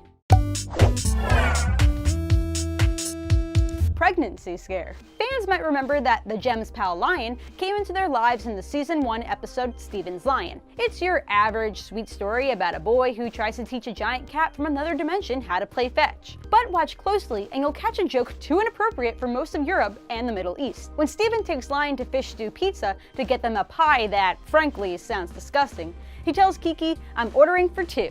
Ronaldo overhears and spits soda all over his laptop, exclaiming, "Steven's pregnant?" Steven responds, "I don't think so, but I have a giant pet lion right outside." 8 different regions chose to air Steven's Lion without the pregnancy dialogue and spit take. The joke has nothing to do with the plot of the episode, so most viewers probably didn't realize something was missing. Unless, of course, you find nothing funnier than people thinking half-human boys are expecting. Rocky Showdown. If you're a Steven enthusiast, you'll definitely remember Season 3's Earthlings, where Steven, Amethyst, and Peridot face off against Jasper at the Beta Kindergarten. The showdown is funny, tearful, and gifted our world with the Steven Amethyst fusion, Smoky Quartz. Unfortunately, Smoky's debut was slightly too violent for most European stations. 2 moments in Smoky Quartz's battle with Jasper are cut in European edits. Smoky kicking Jasper in the face and smashing her with their yo-yo after the instant classic line, "I've got plenty of tricks, ever see Sink the Dink?" The edits also cut out the shot of a rod protruding from Jasper's corrupted body before she poofs, after Metal Master Peridot impales her. The battle is still epic and hilarious without those shots, so European fans shouldn't worry too much. And they can find plenty of GIFs that replay the censored butt whooping on an infinite loop. Whackerman and Meat Beat Mania. The Crooniverse loves to sneak jokes and puns onto signs and stands on the Beach City boardwalk, but their antics in the Funland arcade went a little too far for censors in 2 episodes from Season 1. 2 games in the arcade have names that jokingly reference, puberty. The first, a dance game called Meat Beat Mania, kind of explains itself, and all visual and audio references to the title were edited out of most international versions of the episode Arcade Mania. And then there's So Many Birthdays, in which Steven goes through the weirdest growing pains we've ever seen. Awkward teen Steven plays a few rounds of the whack-a-mole inspired game Whackerman at the arcade before returning to the boardwalk, saying with a sigh, "That was fun, but a boy on the cusp of manhood can't spend the whole day whackering." The game title was ambiguous enough to make it past the cutting room floor. The whackering line, not so much. Pearl, poofed. This next edit is another instance in taking out violence, and in this case, it really reduces the emotional impact of its scene. To get the context, think back to Steven the Sword Fighter from Season 1. When Pearl offers to teach Steven proper sword fighting techniques after scoffing at his love of Lonely Blade 4, she has no idea that the hologram that she creates to help with the lesson will literally stab her in the back. And it's the first time we see one of the crystal gems poof in the series. International edits show her reassuring Steven after she's been stabbed, but cut out the dramatic shot of her shadow going limp and dropping her sword first. That little edit kind of kills the tension. Steven and the viewer genuinely thinks Pearl has died for a second, and it's scary. Sadly, a bit too scary for the Irish. Steven Mooniverse. You guys remember Frybo, the mascot costume that Steven brought to life in Season 1 with a rogue gem shard? That thing was terrifying. From its veiny cup body to the way it would force feed anyone near it until they choked or ran away. There's a lot of messed up stuff in this episode that we would understand editing, but in the end, all that got the censors were the moments in which we see Steven and his army of reanimated clothing. Shots of Steven in his briefs, and a minute later in nothing at all, were shortened or cut out in a number of countries, including Russia, Spain, Turkey, the UK, and all of Latin America, just to name a few. Unfortunately, our petition to free Steven's tidy whities hasn't gained much traction yet. Gay fusion. Fusion in Steven Universe doesn't have one analogy or meaning. Sometimes it expresses friendship or joy or the desire to smash. But in the Season 2 flashback episode, We Need to Talk, fusion acts as a pretty clear metaphor for sex, or at least some kind of physical romance. In the episode, we learn that Greg tried to fuse with Rose Quartz back when they were dating, thinking that she would never fully care about their relationship unless they could. See what we mean? The whole thing starts, for Greg and the censors, when Pearl fuses with Rose to show Greg that she means more to Rose than he does. So salty. In the scene, Pearl whispers to Rose Quartz, then dances with her intimately, at one point dipping backwards to look at Greg, taunting him, before the 2 gems fuse. Because the dance insinuates a same-gender romance, European and UK affiliates considered its more suggestive moves inappropriate, and replaced a few seconds of the dance with Greg playing guitar. Fans complained about the edits, and Cartoon Network said at the time that the altered episode was more comfortable for local kids and their parents. The censorship and statement were highly controversial, and drew criticism from the media, particularly because the network did not cut 2 kisses between Rose and Greg, or all of the innuendo surrounding talking about fusion. At one point, Greg watches the fusion dance and literally asks, how'd she get her legs to do that? The edits reflect a frustrating double standard between how gay and straight relationships have been treated on TV for decades. Little Butler. Serious fans might remember when Steven, Greg, and Amethyst watched the old sitcom Little Butler while cleaning Greg's storage unit back in Season 1. It's one of the most random gags and adorable gags the show ever pulled off, and that's saying something. Well, if the Pearl Rose cut wasn't insulting enough, most broadcasts in Asia and Australia censored Little Butler giving Mr. Money a little smooch in the fake sitcom's opening credits. I'm not sure if we should be offended on behalf of the gay community, or the community of orphaned boys with sass and pep. Either way, not cool. Jasper poofs Garnet. Garnet's spaceship showdown against Jasper in the Season 1 finale is one of the coolest fights from the whole run of Steven Universe. But before the two of them duked it out in DBZ style, fans might remember that they actually started fighting on the beach when Jasper first reached Earth. In the final minutes of The Return, Garnet jumps in front of Jasper before she can attack Steven. It's a moving and epic moment and feels like the beginning of a long battle, except as soon as it starts, Jasper stabs Garnet with a gem destabilizer, and she poofs. In the original version, Garnet slowly cracks down the middle, her limbs fall off, and we see her eyes look out, scared, before she disappears and leaves a shivering and terrified Steven behind. Nearly every international broadcast cut out the slow defeat here, so it just looks like Garnet runs into the destabilizer and poofs. A quick cut that totally takes you out of the heroic moment. Island Makeout.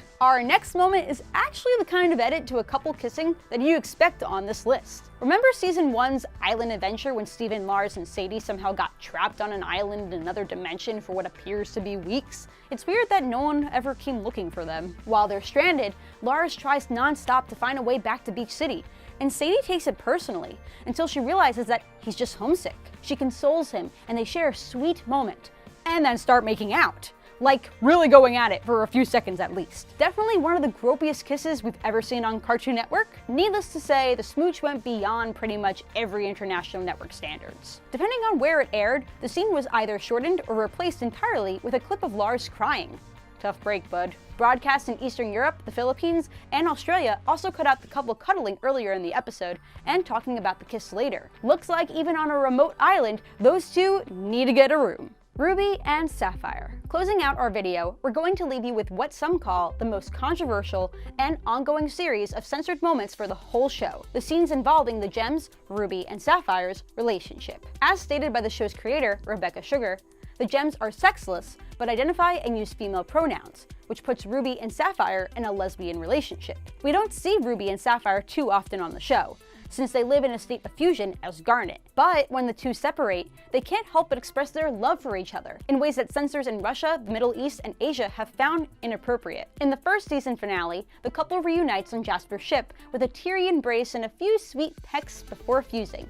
In censored versions of the episode, their hug, twirl, and kisses are cut. While the kiss remains in the Russian edit, fans debate whether the writers of the dub tried to present Ruby as a male in the translation. Similar edits happened at the end of Season 2's Keystone Motel. After Steven yells at Ruby and Sapphire for fighting through their whole road trip, the couple apologize, then giggle and kiss a couple times. Unless you watch the episode in Asia or the Middle East, where they just do something off screen that makes Steven look vaguely uncomfortable. Ruby and Sapphire nearly derail the Earth team's victory against the Rubies in Season 3 episodes Hit the Diamond, when they can't stop flirting long enough to play baseball. It's a bit of a pain for Coach Steven, sure, but completely innocent, and fans protested the cuts made in Sweden to their flirting montage with an online petition. Even worse, that episode and the couple's origin story, The Answer, were banned from air in Russia and Bulgaria for their gay themes. Ruby and Sapphire's relationship is a groundbreaking one for children's TV. It shows a pure and organic love that anyone would be lucky to find, regardless of age or orientation. It's a serious shame that Cartoon Network's international affiliates don't all agree. To round things out, let's ask the question, wouldn't it be fun to be a character from Steven Universe? I think so too. So to find out who you would be, take a gander at this here video and let us know if we've got you figured out. Which Steven Universe character are you? Most Steven Universe fans can agree that one thing that sets the show apart from others is its big, mushy heart. Viewers are pretty much guaranteed to see themselves reflected in one of its many complex, well-developed characters while watching the show, and we're here to break down those characters just for you guys. Hey, what's up guys? Akeem here with Channel Frederator, and we're here to help you figure out which Steven Universe character you are. Don't forget to subscribe and click that bell icon to become part of our notification squad.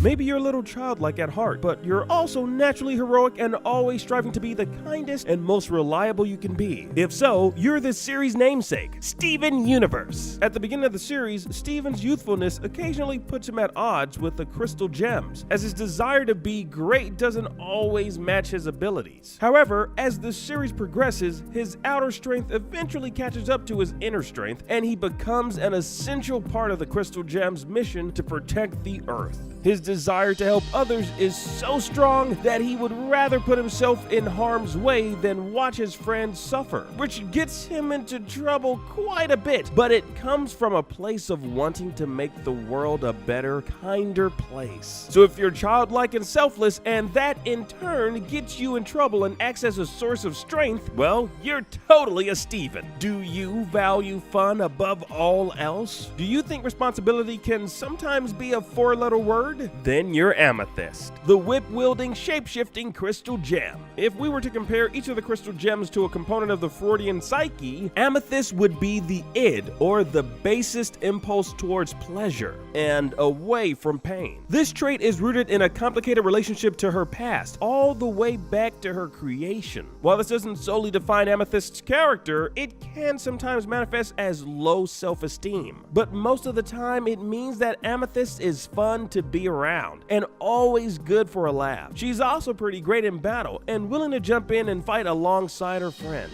So if people often describe you as fun to be around and you're good at easing tension in stressful situations, even if it's sometimes to hide insecurities because, well, we all have those, then you're definitely an Amethyst. Why do so many people find learning to be tedious? The world has so many wonders to offer to anyone willing to learn about them. If this sounds like you, you're Pearl, the makeshift mother of the crystal gems. Pearl's approach to life is very much grounded in logic and reason, virtually the opposite of Amethyst's act first, think later mentality. Pearl is the type to make a mental pros and cons chart, probably giving equal weight to each argument before making any major decision. Her affinity for reason and thinking things through makes her a natural problem solver, though it can also manifest as perfectionism and alienate her when it comes to feelings, because those have to be felt rather than thought through with logic. But thanks to a good heart, which applies to most of the Steven Universe characters, Pearl is always willing to learn and is a naturally gifted teacher. So if you value thought,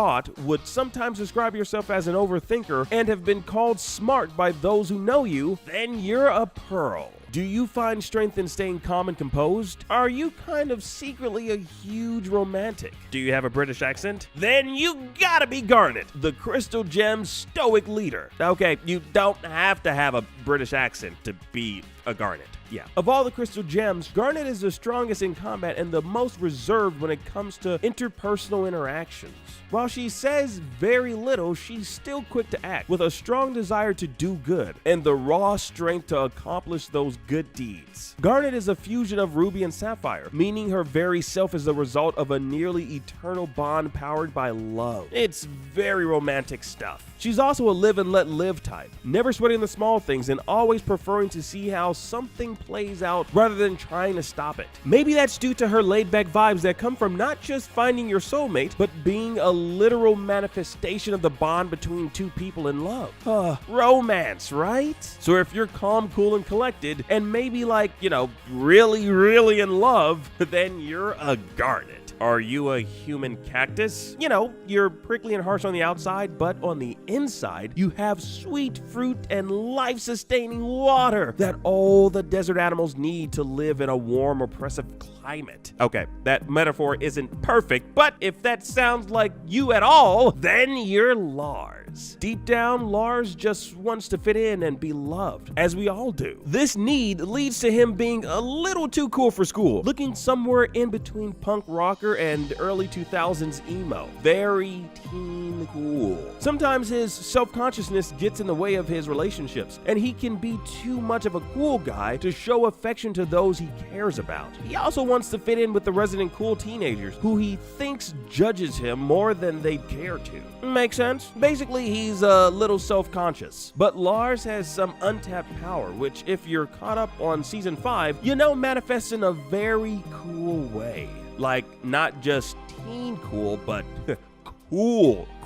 So if people describe you as fresh, and if you've ever dressed alternative, even if it's a little bit of a defense mechanism, then you're a Lars. balance. Is hard work important to you? Do you have a growing savings account? If you're the type to value responsibility and invest in your future, then you're Sadie. In most of her appearances throughout the series, Sadie is shown being dedicated to her job at Big Donut, which can sometimes mean covering for Lars, who isn't one to put effort into his position, or things in general. Alongside responsibility, Sadie equally values friendship and is always making an effort to be there for Lars, especially at his most troubled. That doesn't mean she doesn't get angry at Lars for being a jerk sometimes, but it's rooted in a genuine affection for the guy. In the episode Sadie Killer, it's revealed that behind the level-headed exterior, there's a pretty great artist, one who's capable of following her dreams and putting on a great performance as a lead singer. It's just another facet of Sadie, the hard worker dipping into some of those savings, leaving her job and believing in her art. So if you care deeply about those closest to you, and if you are or have ever been worried about the future, maybe so that you could eventually follow your future dreams, then you're a Sadie. Do you sometimes feel like the odd one out? I mean, don't we all really? But if you sometimes feel like the only one not understanding a social situation, or sometimes say things that you're not sure why they make others laugh, then you're Peridot. While Peridot entered the show as a primary villain, she was quickly redeemed and became a significant player in the show's central cast of characters. Her villain to hero arc is mainly a result of her originating from the gem homeworld and seeing Earth as just another resource for the gems, before coming around to the crystal gems and humans of Beach City. However, having not lived on Earth for very long, she's very much still getting accustomed to life on a new planet.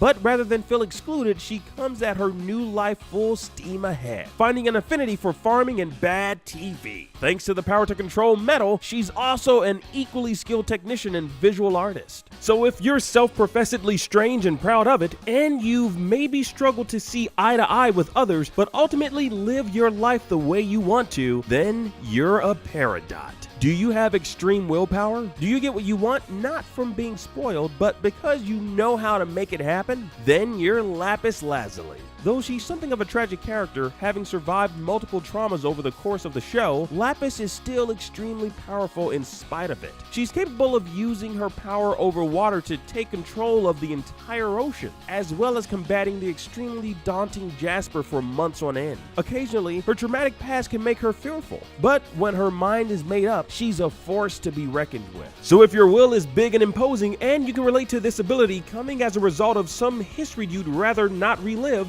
then you're probably a Lapis. It's okay. Everything's chill, man.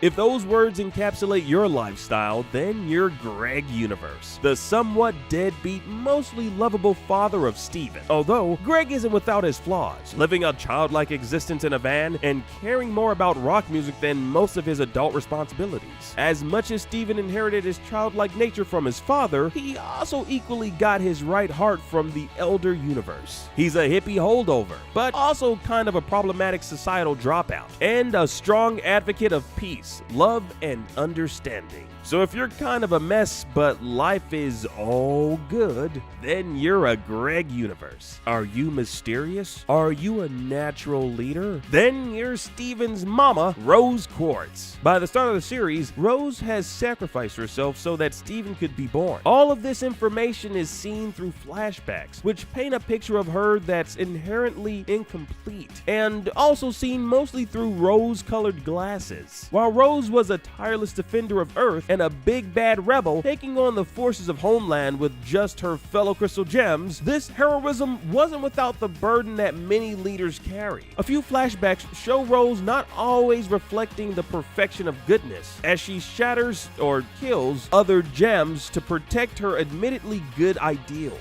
She also hid away some of her deeds from the other crystal gems to protect them from the ugliness that made her righteousness possible. It's the type of tough decision that falls onto any leader's plate with no right answer other than standing up for what you believe. So if you find yourself naturally taking on the responsibility of leading others with all the good and bad that comes along with it so that others can be happier and thriving, then you're a Rose Quartz. Are you fiercely independent? Does a thirst for adventure match your studiousness? Then you're Connie Maheshwaran, the only full human member of the Crystal Gems. Connie comes from a household that values tradition and diligence, some of which has rubbed off on her. She approaches studies like violin and swordsmanship equally, with a dedication to each craft. However, she also has a strong desire to go into the world and be adventurous. Having lived with protective parents, she's not initially skilled in dealing with the dangerous supernatural missions that are commonplace for the Crystal Gems. But a strong desire to live and learn very quickly